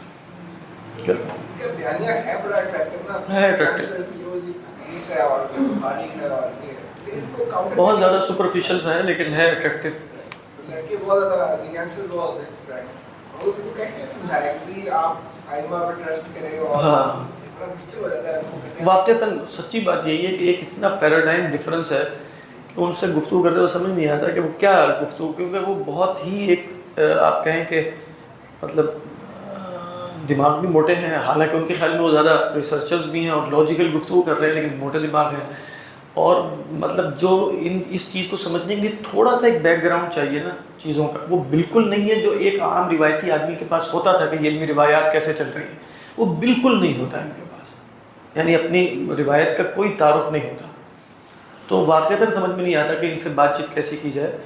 لیکن محسوس یہی ہوتا ہے کہ اسی طرح اب ہمارے جو کزن تھے نا، انہوں نے بتایا، میں نے اپنے سسر کو کیا دلیل دی، مجھے لگا کہ یہ انہوں نے اپنے طریقے میں سمجھا دیا۔ انہوں نے کہا کہ بھائی فاتحہ خلف الامام کا مسئلہ تھا، انہوں نے کہا دیکھو یا تو قرآن مجید میں سورہ فاتحہ قرآن میں ہے ہی نہیں، اب ذرا دلیل پہ غور کیجیے گا، یا تو 113 صورتیں یا 114 ہیں، انہوں نے کہا ہیں تو 114 ہی، سورہ فاتحہ قرآن مجید میں ہے، انہوں نے کہا قرآن مجید میں ہے، انہوں نے کہا اچھا اللہ میاں نے تو کہا ہے کہ جب قرآن پڑھا جائے تو سننا ہے، تو اگر سورہ فاتحہ قرآن میں ہے اور اس کی تلاوت کی جا رہی تو پھر تو سننا ہی سننا ہے۔ وہ کہہ رہے ہیں حدیث، کہتے ہیں مجھے حدیث کا نہیں پتہ، قرآن اور حدیث میں ٹکراؤ نہیں ہو سکتا. اللہ میاں کہہ رہے ہیں وَإِذَا قُرِئَ الْقُرْآنُ فَاسْتَمِعُوا لَهُ وَأَنصِتُوا، سنو اور خاموش رہو. ایسا ہی ہے نا. اور آپ بتائیے سورہ فاتحہ قرآن میں ہے کہ نہیں؟ وہ کہہ رہے ہیں تو قرآن. اچھا وہ پڑھی جائے گی تو خاموش رہیں گے بس؟ اللہ میاں نے کہا. ہو گیا یہ میں نے ان کو جواب دیا. اس طرح کی بات ہوئی، اس طرح کی، حالانکہ جواب بھی وہ جواب نہیں تھا لیکن وہ چل جائے گا ادھر. وہ انہوں نے بتایا کہ وہ تراویح والا جواب دوسرے کزن بتا رہے تھے. انہوں نے وہ کہتے ہیں تم لوگ 8 تراویح 20 پڑھتے ہو، 20 کا تو کوئی ثبوت ہی نہیں. انہوں نے کہا ٹھیک ہے 20 کا کوئی ثبوت نہیں، لیکن پہلے تم مجھے یہ بتاؤ کہ اللہ کے نبی صلی اللہ علیہ وسلم نے 8 تراویح جو 3 دن پڑھی ہیں تہجد، یہ تم 30 کے 30 دن اور عشاء کے بعد کیوں پڑھتے ہو؟ اب وہ بھی عالم تو نہیں تھے، وہ بھی ان کے سسر ہی تھے. انہوں نے کہا یہ تو مجھے بھی نہیں پتا. ٹھیک ہے. انہوں نے کہا جب تک آپ کو یہ نہیں پتا ہمیں وہ نہیں پتا، بس ہم چل رہے ہیں. لیکن بات یہ ہے کہ نا تھوڑا سا اصول فقہ کا تعارف اور اس طرح کے لیکچرز کا اہتمام ہونا چاہیے کہ جس میں جیسے اختلاف کیا ہوتا ہے، اختلاف کی بنیادیں کیا ہوتی ہیں، اختلاف مطلب اس کو جیسے تھوڑا سا پبلک کر کے نا اس طرح جیسے ہم عوامی مجلسیں ہوتی ہیں اس میں اس طرح کی مجلسیں رکھنی چاہیے. اختلاف کیا ہے، اختلاف کی حقیقت کس طرح آسان انداز میں نا، اور اختلاف کی وجوہات کیا ہوتی ہیں، اور ائمہ میں کتنا اختلاف تھا، اور یہ اختلاف اصلاً صحابہ کا تھا. اس کی 10 15 20 مثالیں اور پورا ایک بنا کے اس کے لیکچر ذرا دیے جائیں ذرا لوگوں کرنے کے لیے، تاکہ ایک عام سا مزاج بن جائے. میں کوشش کرتی ہوں کیونکہ ہم نے اس طرح کی کوئی کاوش نہیں کی. جب وہ تقریریں ہو رہی ہوتی ہیں جو تحریکیں ہیں وہ ساری سیاسی مسائل پہ گفتگو، ادھر ادھر آگے پیچھے، مطلب حالانکہ یہ بنیادی مسائل ہیں، لوگوں کو تنگ کر رہے ہیں. تنگ کرنے سے مراد یہ ہے کہ اس کی وجہ سے ایک عجیب و غریب قسم کی سطحیت پھیلی ہوئی. اس پر بھی واقعتاً محنت ہونی چاہیے اور سمجھایا جا سکتا ہے، لیکن وہ سمجھانے سے مراد یہ نہیں ہے کہ اچانک ڈرائنگ روم میں بیٹھ کے سمجھا دیں کہ یہ اس طرح ہے. وہ تھوڑا سا ایک مزاج اس کا بنایا جائے، تھوڑا سا پیراڈائم اس کا شفٹ کیا جائے، آہستہ آہستہ ایک ذہن سازی کی جائے. اس کے لیے وقت چاہیے. وہ کلپ والی مینٹیلٹی سے نہیں ہوگا نا. وہ 3 منٹ کا کلپ ہے، اس میں کچھ پتہ نہیں چل رہا، 6 منٹ کا ہے. اور وہ بات یہ بھی لگتا ہے کہ جدید جیسے تعلیم نظام سے نکل رہی یونیورسٹی سے مطلب ایک جیسے تصور تھا کہ مطلب کہ بیٹھ کے علوم کو ایک درجہ بدرجہ سیکھا جائے گا. ہاں وہ تو ہے ہی. کوئی وہ تو ہے نہیں. آپ کو بالکل ایسا لگتا ہے کہ بس وہ ویڈیو لیکچر اپلوڈ ہوگا، فلاں اکیڈمی کا وہ دیکھیں گے. میں تو کہتا ہوں کہ اب ویڈیو لیکچر چلے، وہ تو خیر یونیورسٹی والے کم از کم 1.5-2 گھنٹے کے دیکھ لیتے ہوں گے ترتیب. یہاں دین میں تو اب 1.5-2 گھنٹے کا لیکچر بھی کوئی نہیں رہا. صحیح بتا رہا ہوں. یہاں تو اب 5-10 منٹ ہی رہ گئے اور وہی ہر جگہ چل رہے ہیں. واٹس ایپ پہ آیا ہے کلپ، اکثر لوگوں کے یہاں ایسے. اب کون سو اب اسی لیے آپ دیکھیں کہ ہمارے نانا ابا کے بھی اب کلپس ہی چلیں گے. نانا ابا کے تو لیکچر ہوتے تھے 2.5-3 گھنٹے کے. وہ کون سنے گا بیٹھ کے پورا لیکچر؟ وہ تو اب وہ کلپس آ گئے 2 منٹ کے 3 منٹ کی. بس یہی کلپ کی دنیا ہے. اس میں آپ دیکھ لیں کہ علم کا کیا ہوگا. بہرحال تو کہنے کا مقصد کیا تھا؟ ہاں یہ اس میں اس آیت میں ایک سوال ہے. اعوذ باللہ من الشیطان الرجیم. قالت انا یکون لی غلام. پہلی بات انہوں نے کی ولم یمسسنی بشر. میں بتا یہ رہا تھا کہ یہاں مسّ ہے، مسّو سے مراد جماع ہے، اور بشر سے مراد اگرچہ بشر مرد اور عورت دونوں کو حاوی ہے، لیکن اگر عورت کہے گی کہ میں نے کسی بشر کو نہیں چھوا یا کسی بشر نے مجھے، تو وہ مراد مرد لے گی. اور اگر مرد کہے گا کہ میں نے کسی بشر، تو وہ مراد عورت ہوگی. تو ولم یمسسنی بشر سے مراد ہے رجل، مجھے کسی رجل نے نہیں چھوا. اگلا سوال ولم اکو بغیا، اور میں کبھی بھی بغی بھی نہیں تھی. بغی کس کو کہتے ہیں؟ دیکھیں نہیں سرکش نہیں کہتے. بغی کا جب لفظ عورت کے لیے آ جائے گا تو اس سے مراد زانیہ ہوتی ہے بلکہ، اور وہ زانیہ جو بائی پروفیشن جیسے زانیہ، اس کو بغی کہتے ہیں. کچھ الفاظ عربی میں ایسے مستعمل ہو گئے کہ جو عورت کے ساتھ خاص ہے، اس لیے بغیتن عورت کو نہیں کہتے، بغیون کہتے ہیں. اسی طرح جیسے عورت کو حاملتن نہیں کہتے، حامل کہتے ہیں. اسی طرح عورت کو حائزتن نہیں کہتے، حائز کہتے ہیں. اسی طرح عورت کو عاقرتن نہیں کہتے، بانجھ کو عاقر کہتے. کیوں؟ اس لیے کہ اس تصور میں لغت میں یہ عورت ہی کے ساتھ خاص ہے. عموماً جو لوگ دھندا کیا کرتے تھے، جو دھندا ابھی بھی آپ دیکھ لیں، جیسے دھندا جو ہوتا ہے وہ عورت کی طرف اس کی نسبت کرتی جاتی ہے. چاہے وہ اگرچہ پچھلی بار پڑھا تھا کہ اب یہ معاملات الٹ بھی ہو رہے ہیں آپ کو اسٹیٹس میں اور جگہوں پر باقاعدہ، جیسے اس پہ شور مچا تھا کہ بھئی یہ عورت ہی دھندا کرتی ہے. مرد بھی ایسے ہونے چاہیے جو دھندا کر رہے ہوں، اور مطلب عورت کو ضرورت ہو تو وہ ادھر پہنچ جائے. یہ تو اب ایک لیکن ویسے عموماً معاشروں میں کیا ہو. لہذا بغی کا لفظ جب بولا جائے گا ہے یہی بغا یبغی سے, لیکن اگر اس کے ساتھ آ جائے بغت المرأة, بغت المرأة کا مطلب ہے اذا صارت زانیتن. زانیتن کا مطلب یہ نہیں ہے کہ زنت مرتن واحدہ, تزنی کثیرا, من عادتها ان تزنی.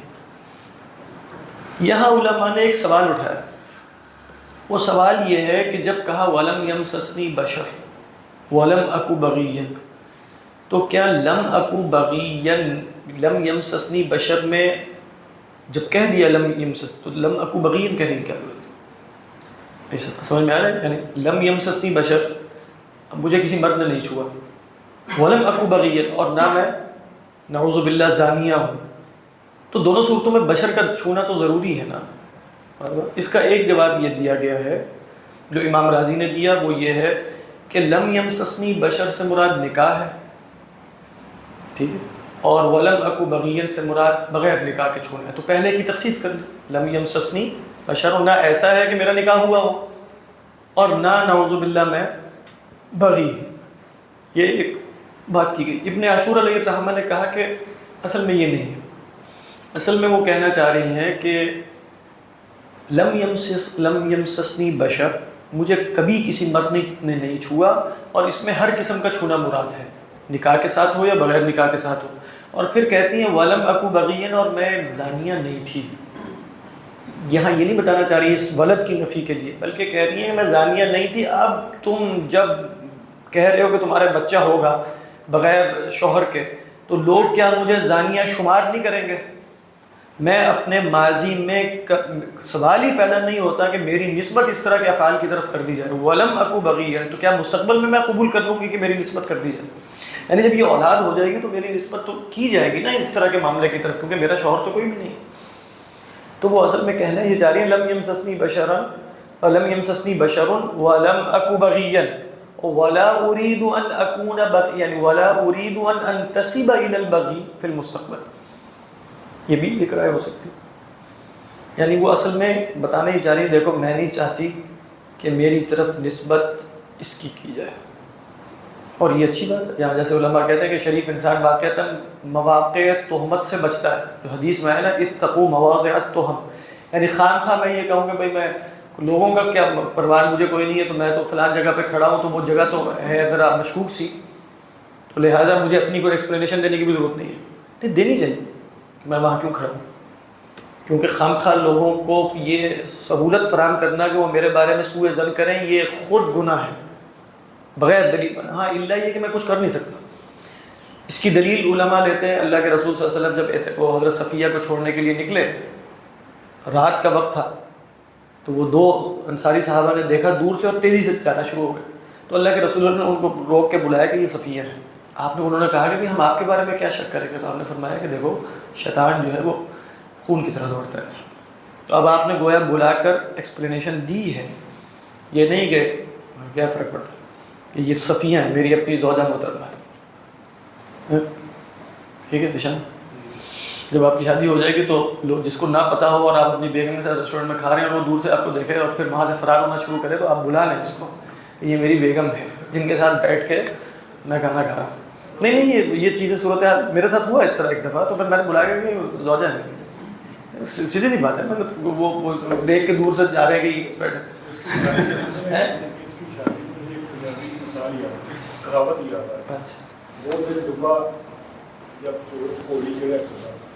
دوبارہ بتائیں.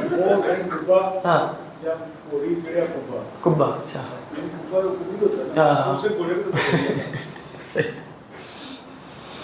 اس کی شادی ہے نا وہ اگلے 20 سال نہیں ہونے والی ہے انشاءاللہ. مراد یہ ہے کہ اب ابن عاشور کے علیہ الرحمہ کے اس نقطے سے یہ مفہوم نکل رہا ہے کہ ولم اکو بغیا, میں نہیں چاہتی کہ میری نسبت زنا کی طرف کبھی بھی ہو, اور یقیناً کوئی پاک باز عورت یہ نہیں چاہے گی کہ اس کی نسبت بھی کی جائے. تو یہ مراد اللہ اعلم.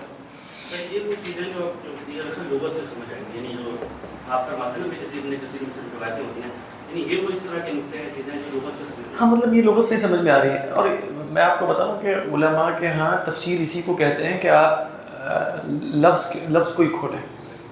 اگر آپ صرف اس کا ایک بنیادی مفہوم بیان کر دیں وہ بھی اچھی بات ہے، وہ واضح و نصیحت ہے، لیکن تفسیر لغت میں تفسیر کا مطلب ہی یہی ہے کہ آپ الفاظ کی تفسیر کریں۔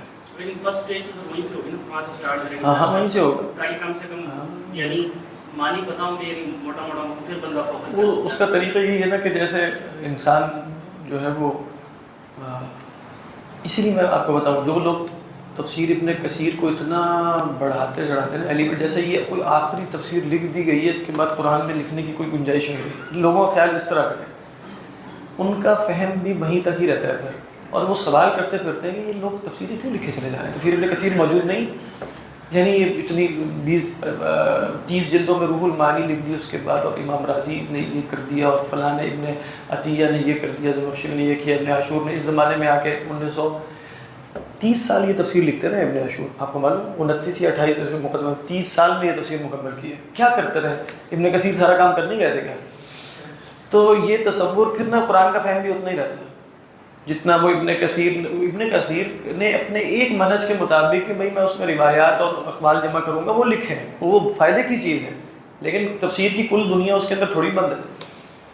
تو لا تنقضی عجائبہ، اور خود قرآن اللہ میاں بار بار یہ کہتے ہیں کہ بھئی ہم نے اس کو عربی مبین میں، عربی زبان میں نازل کیا، عربی زبان میں نازل کیا، اس کا مطلب ہے کہ اس کو عربی میں سمجھا جائے گا، مطلب اس کے اور اس کی اور یہ معجزہ اپنی لغت کے اعتبار سے ہے نا یا معنی کے اعتبار سے؟ سوال، یہ قرآن مجید اپنے معنی کے اعتبار سے معجزہ ہے یا اپنے الفاظ کے اعتبار سے معجزہ ہے؟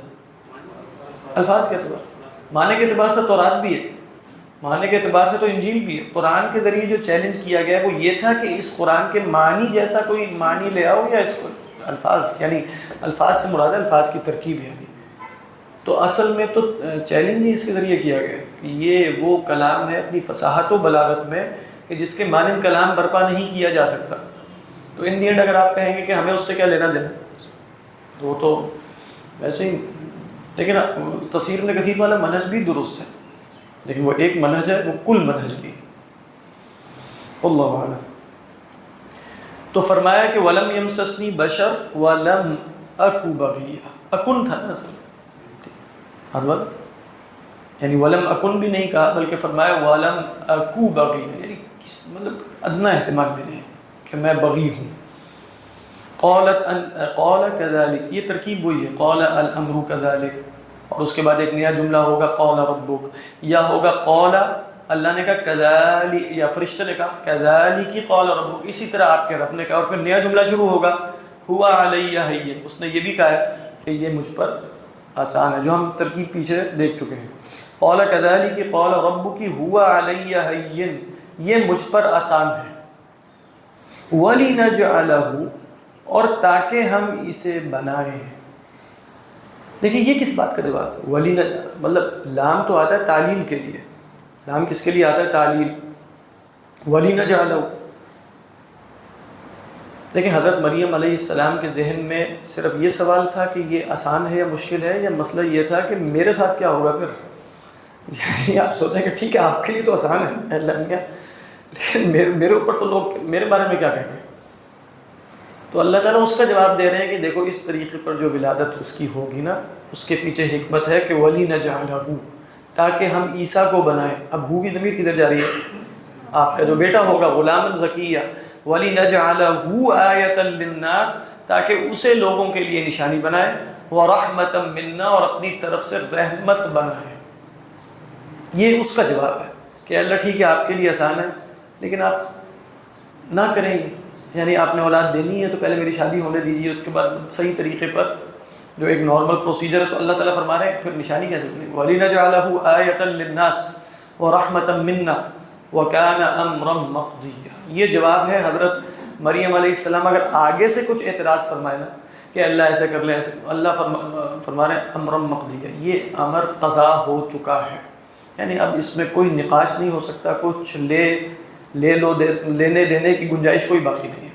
کان امرا مقضیہ، یہ ہو گیا، فل سٹاپ ہے۔ فحملتہ، مقضی سمجھ میں آیا نا، قضا یقضی سے، اس میں مفعول بنائیں گے تو اصل میں بنے گا مقضوی، مفعول کے مقضویٌ، پھر وہ تعلیل کے بعد ہو جائے گا مقضی۔ فحملتہ، ہاں جی اب تفسیر بیضاوی پہ جائیں ابھی یا ابھی کنٹینیو رکھیں. فحملتہ پس اٹھایا انہوں نے اسے. کسے؟ اچھا یہاں اسرائیلی روایات آپ کثرت سے پڑھیں گے 3 گھنٹے ان کا حمل ہوا, کسی نے کہا 8 گھنٹے ہوا, کسی نے کہا 10 گھنٹے ہوا, کسی نے کہا چند دن ہوا, یعنی یہ تیزی سے پروسیس ہوا. اور صحیح تر قول یہی ہے کہ وہ 9 مہینے ہوا.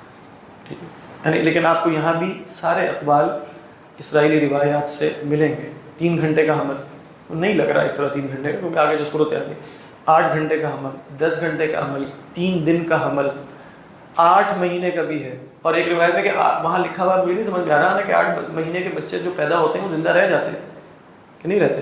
رہ جاتے ہیں نا. تو کہ 8 مہینے کا کوئی بچہ زندہ نہیں رہا سوائے حضرت عیسیٰ کے. وہاں یہ بھی میرا خیال زاد المسیح میں لکھا. تو 8 مہینے کا ہوا اور آخری رائے یہ ہے کہ نہیں نارمل حمل جو ہوتا ہے سب کا, اس کے بعد سب کچھ نارمل ہی تھا. یہی رائے درست ہے کہ فحملت پس اٹھایا انہوں نے اسے, یعنی حمل ہو گیا. فانتبذت بھی وہی. اب آپ دیکھیں یہاں بھی انتباہ اس لیے ہے کہ وہ آپ کو کیا سمجھ رہے ہیں کیا ہوا ہے میرے ساتھ. خود اس لیے آگے دعا کرے گی کاش کہ میں مر چکی ہوتی, یا لیتنی مت قبل ھذا. یعنی اس وقت یہ نہیں وہ سمجھ رہی ہے اپنے بارے میں کہ کیا میں بزرگ خاتون بن گئی اور اللہ کی ولیہ بن گئی, وہ تو کہہ رہی ہیں کیا مصیبت آ گئی. نہیں یہی ہے, اور وہ بشر ہے نا, تو ان دین وہ یہی سمجھ رہی ہیں یا لیتنی مت قبل ھذا وکنت نسیا منسیا. ابھی ہم پڑھیں گے کاش کہ میرا ذکر بھی نہ ہوتا, اتنی میں بھلائی جا چکی ہوتی.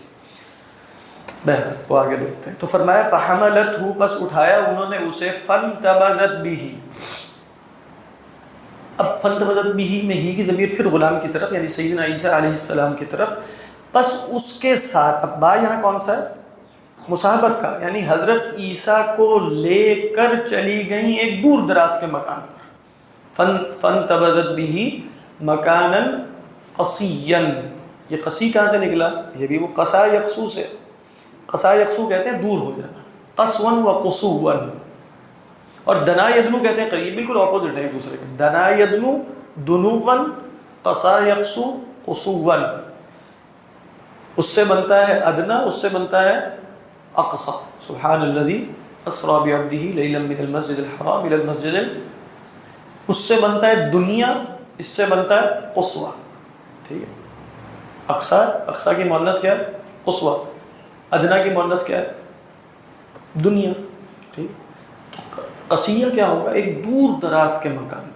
اچھا دور دراز کا مکان, یہاں جو روایات ہے نا, جو روایت درست نہیں ہے وہ یہ ہے کہ ان کے جو وہ تھے,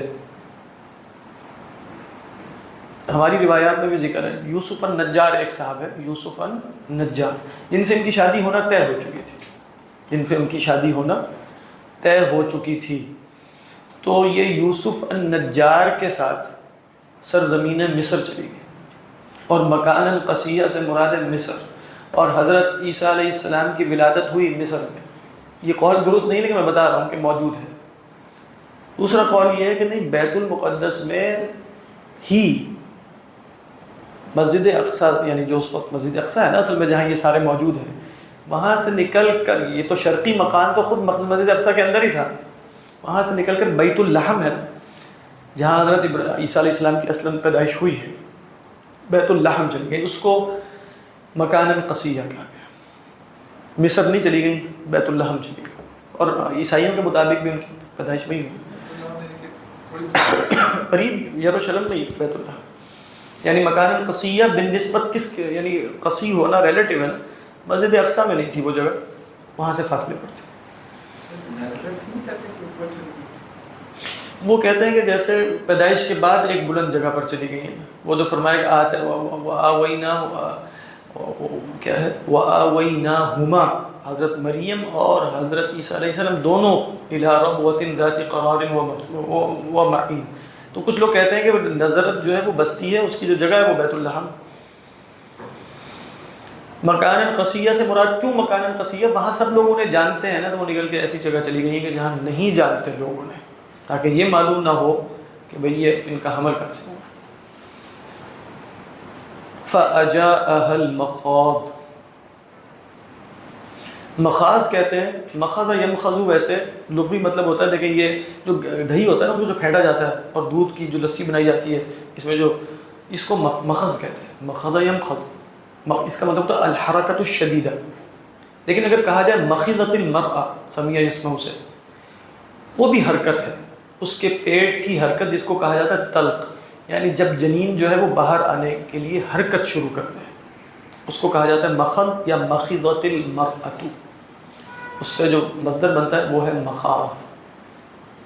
تو مخاض کے لفظ کے اندر نا حرکت اور اضطراب ہے، یعنی جنین جیسے آپ دیکھ رہے ہیں دہی پھینٹنا ہو یا اس طرح اس میں حرکت اور اضطراب ہی ہے. تو جنین جو ہے رحم مادر میں اگر وہ پرسکون حالت میں ہے، ابھی باہر نکلنے کے لیے زور نہیں لگا رہا اور حرکت شروع نہیں ہوئی اس کی، تو وہ مخاض نہیں ہے. مخاض کیا ہے کہ اب وہ متحرک ہے، مضطرب ہے اور اپنی جگہ سے باہر آ جاتا ہے. یہ مخاض، اس کو کہتے ہیں درد یا درد ذہ یا درد ولادت یا جو بھی کہا جاتا ہے، یہ وہ مراد ہے. صحیح. آپ علیہ السلام کے 9 ماہ ادھر ہی بیت اللہ میں رہیں؟ اصل میں اس کی کوئی تفصیلات موجود نہیں ہیں. مطلب کچھ لوگوں نے تو سلف میں تو یہ قول موجود ہے کہ 9 ماہ تو تھے ہی نہیں، وہ تو 10 گھنٹے تھے، وہ تو 12 گھنٹے تھے، 3 گھنٹے تھے. لیکن 9 ماہ اگر ہیں تو وہیں گزرے ہوں، اللہ بہتر ہے. اجاء کیا ہے؟ لیکن جاء یجیء جو ہے وہ خود آنا ہے، تو متعدی بالحمزہ جب اس کو بنائیں گے باب افعال میں لے جائیں گے تو اجاء ہو جائے گا، لے آیا. فاجاء المخاض کا مطلب ہوگا لے آیا انہیں مخاض. سمجھ آ رہی؟ اجاء کا فاعل کون ہے؟ مخاض. کہاں لے آیا؟ الی جذع النخلہ، کہتے ہیں کہ بھئی ان کو درد ولادت ایک کھجور کے درخت کے تنے کے پاس لے آیا. جذع کس کو کہتے ہیں؟ ٹرنک جو ہوتا ہے نیچے جو تنا ہے اس کو جذع کہا جاتا ہے.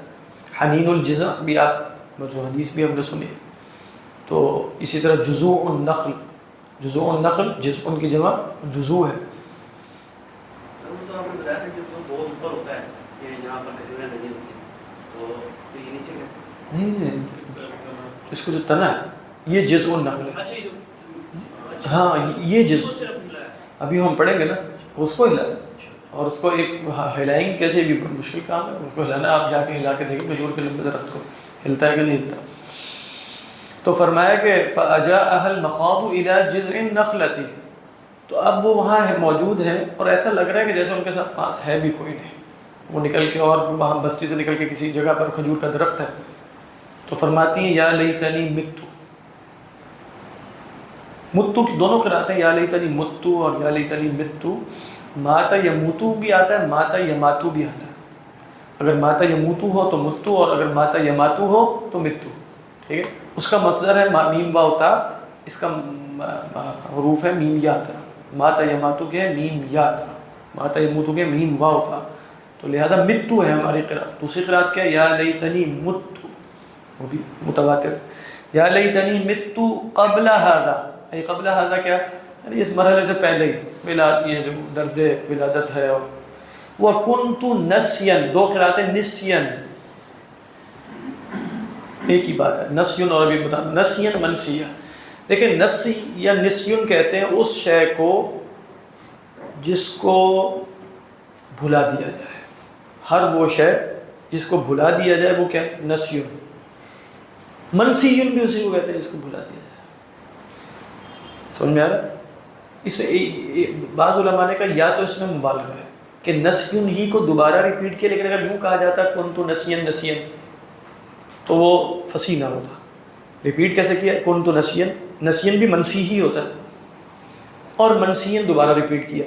لفظ ریپیٹ نہیں ہو رہا ایک جیسا، لیکن معنی ایک جیسا ریپیٹ ہو رہا ہے. یعنی یا لیتنی کنتو منسین منسین، یہ ایک رائے. دوسری رائے ذرا فرق ہے، وہ زیادہ قوی ہے. اس میں مبالغہ ہے اور اعتبار سے. دیکھیں دو چیزیں ہوتی ہیں.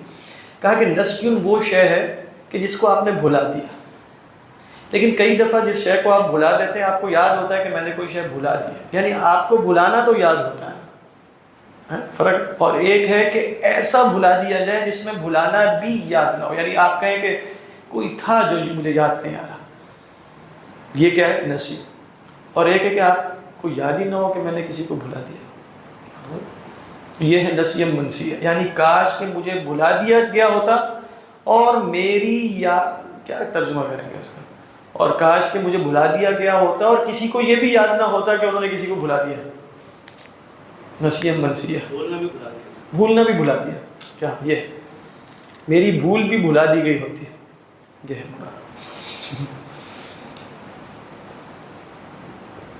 یہاں جیسے بعض علماء نے لکھا کہ دیکھیں کئی دفعہ انسان پر کوئی ایسی مصیبت آتی ہے, کوئی ایسی آفت کہ جو اس کے شرف اور عزت اور عظمت کا باعث مستقبل میں ہونے والی ہے, لیکن جس وقت وہ اس مرحلے سے گزر رہا ہوتا ہے اس وقت وہ یہی کہ کاش کہ میں اس سے قبل اور ہوتا ہی نہ اور یہ ہو. لیکن آپ دیکھیں کہ وہ یہ کہہ رہی ہیں نا سارا کچھ.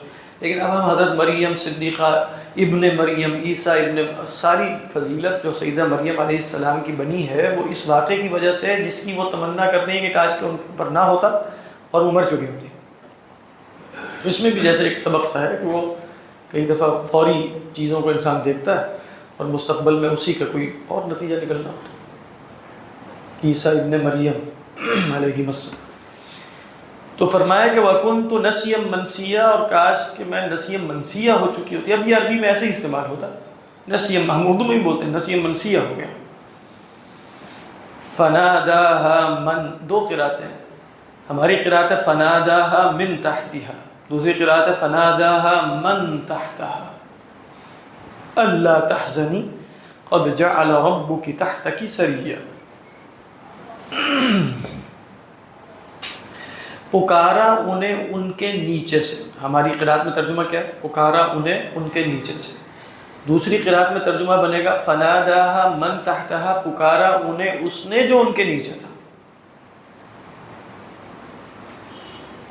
دونوں قرأتوں میں دو مفہوم لیے گئے. پکارا اس نے جو نیچے تھا, یعنی وہ کسی اونچی جگہ پہ تھی اور کوئی نیچے سے فرشتہ پکار رہا ہے, ٹھیک ہے.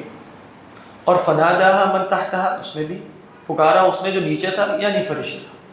یہ ایک رائے, یہ بھی سلف سے موجود ہے. دوسری رائے ہے کہ حضرت عیسیٰ کی ایک معجزہ ہے کہ انہوں نے بچپن میں کلام کیا جب وہ لے کر گئی, اور ایک وہ کلام ہے جو عین ولادت کے وقت کیا, اور تحتیہا اور تحتہا سے مراد خود سیدنا عیسیٰ ہے.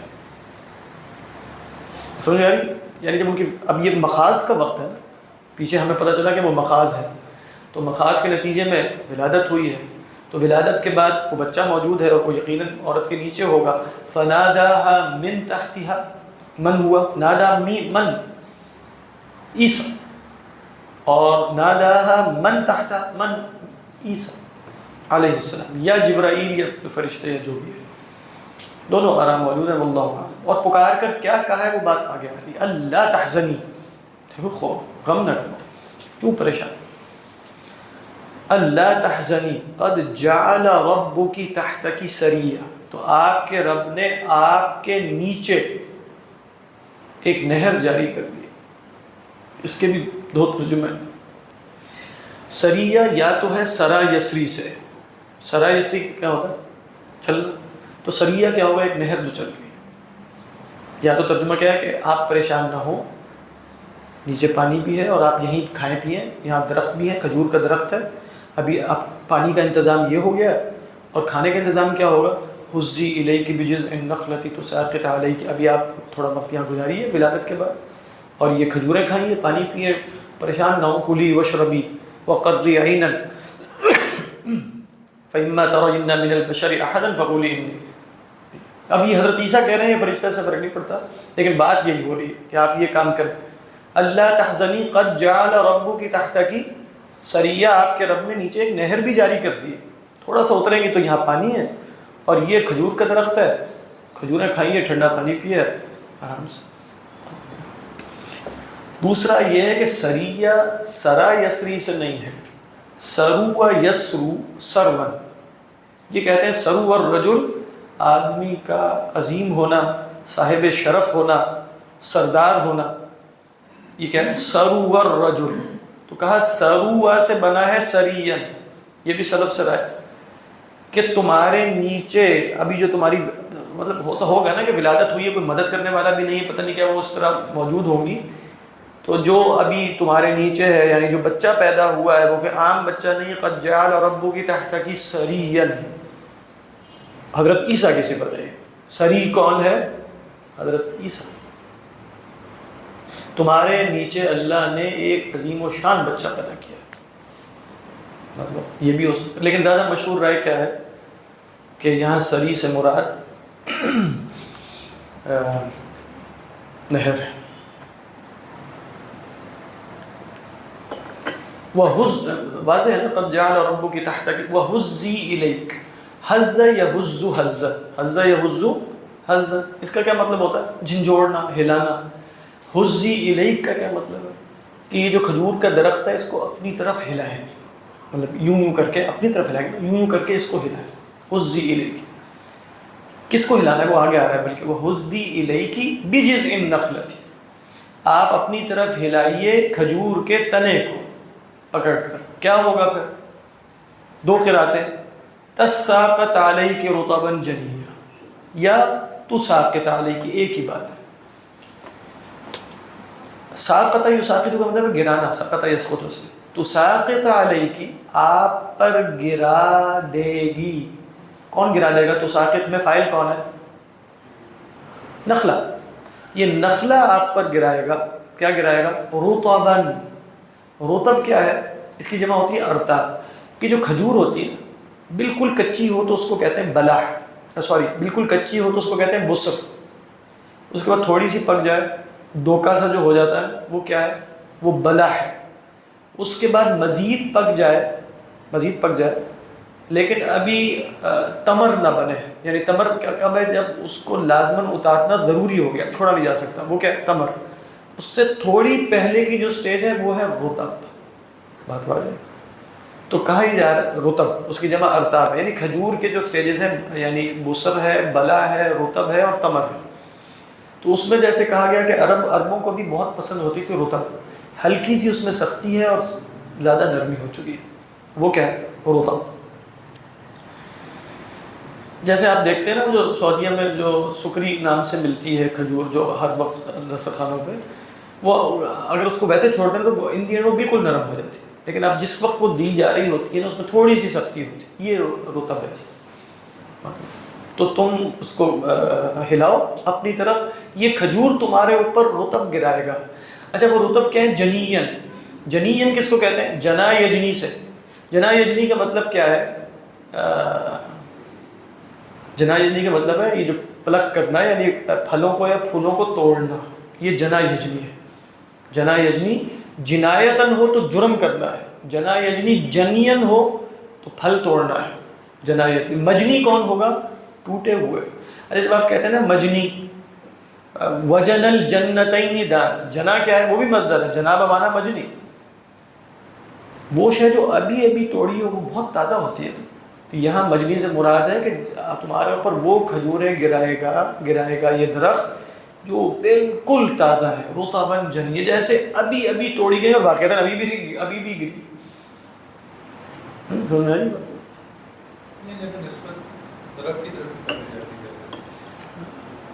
اصل میں جو پیچھے ہے تو ساقط، ایسا لگ رہا ہے یہ باب مفعلہ ہے. اس میں دو فریق ہیں، یعنی تم کچھ کوشش کرو باقی وہ کرے گا. یعنی یہ تم دونوں کا مشترکہ کرو، تم کچھ کوشش کرو کھجور کا. اچھا یہاں اصل میں نا اصل نقطہ تو دوسرا ہے. اصل نقطہ تو یہ ہے کہ عورت جو ابھی اس کی ولادت ہوئی ہو یا ہونے لگی ہے یا ہو چکی ہے، وہ کتنی زور سے وہ درخت ہلائے گی. اس کے اوپر تو جس طرح کی کیفیت طاری ہوگی وہ تو خود ہلنا اس کا مشکل ہوگا. وہ جائیے کہ وہ درخت کو ہلاتی پھرے. تو یہاں سے علماء اخذ کرتے ہیں کہ بھئی جیسے سبب کرتا تو کچھ نہیں ہے لیکن سبب اختیار کرنا ضروری ہوتا ہے. بات واضح.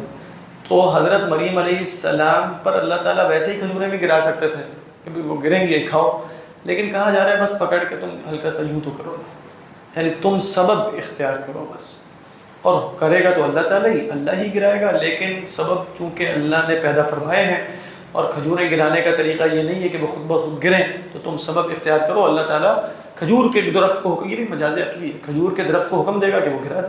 یعنی تو ساقط کا فاعل کھجور کا درخت ہے، لیکن جیسے ابھی ہم نے دیکھا لی اہب اللہ کی غلام زکیہ، وہ بھی مجاز عقلی ہے، یہ بھی مجاز عقلی. تو اس میں علماء اخذ کرتے ہیں کہ بھئی سبب اختیار کرو یہ جانتے ہوئے کہ اس سے کچھ نہیں ہوتا. جیسے حضرت مریم کو پتہ ہے کہ میرے درخت ہلانے سے کچھ نہیں ہونا، لیکن اللہ بھی نے کہا تو ہلا تو کھجوریں کرنا شروع. یہ بھی میرا خیال ہے رطب ہی ہے. پہلے محراب میں ان کے پاس ہاں بالکل پہلے ان کے پاس خود بخود آ رہا تھا اور یہاں ان کو کہا جا رہا ہے کہ کھجور کا درخت لاؤ.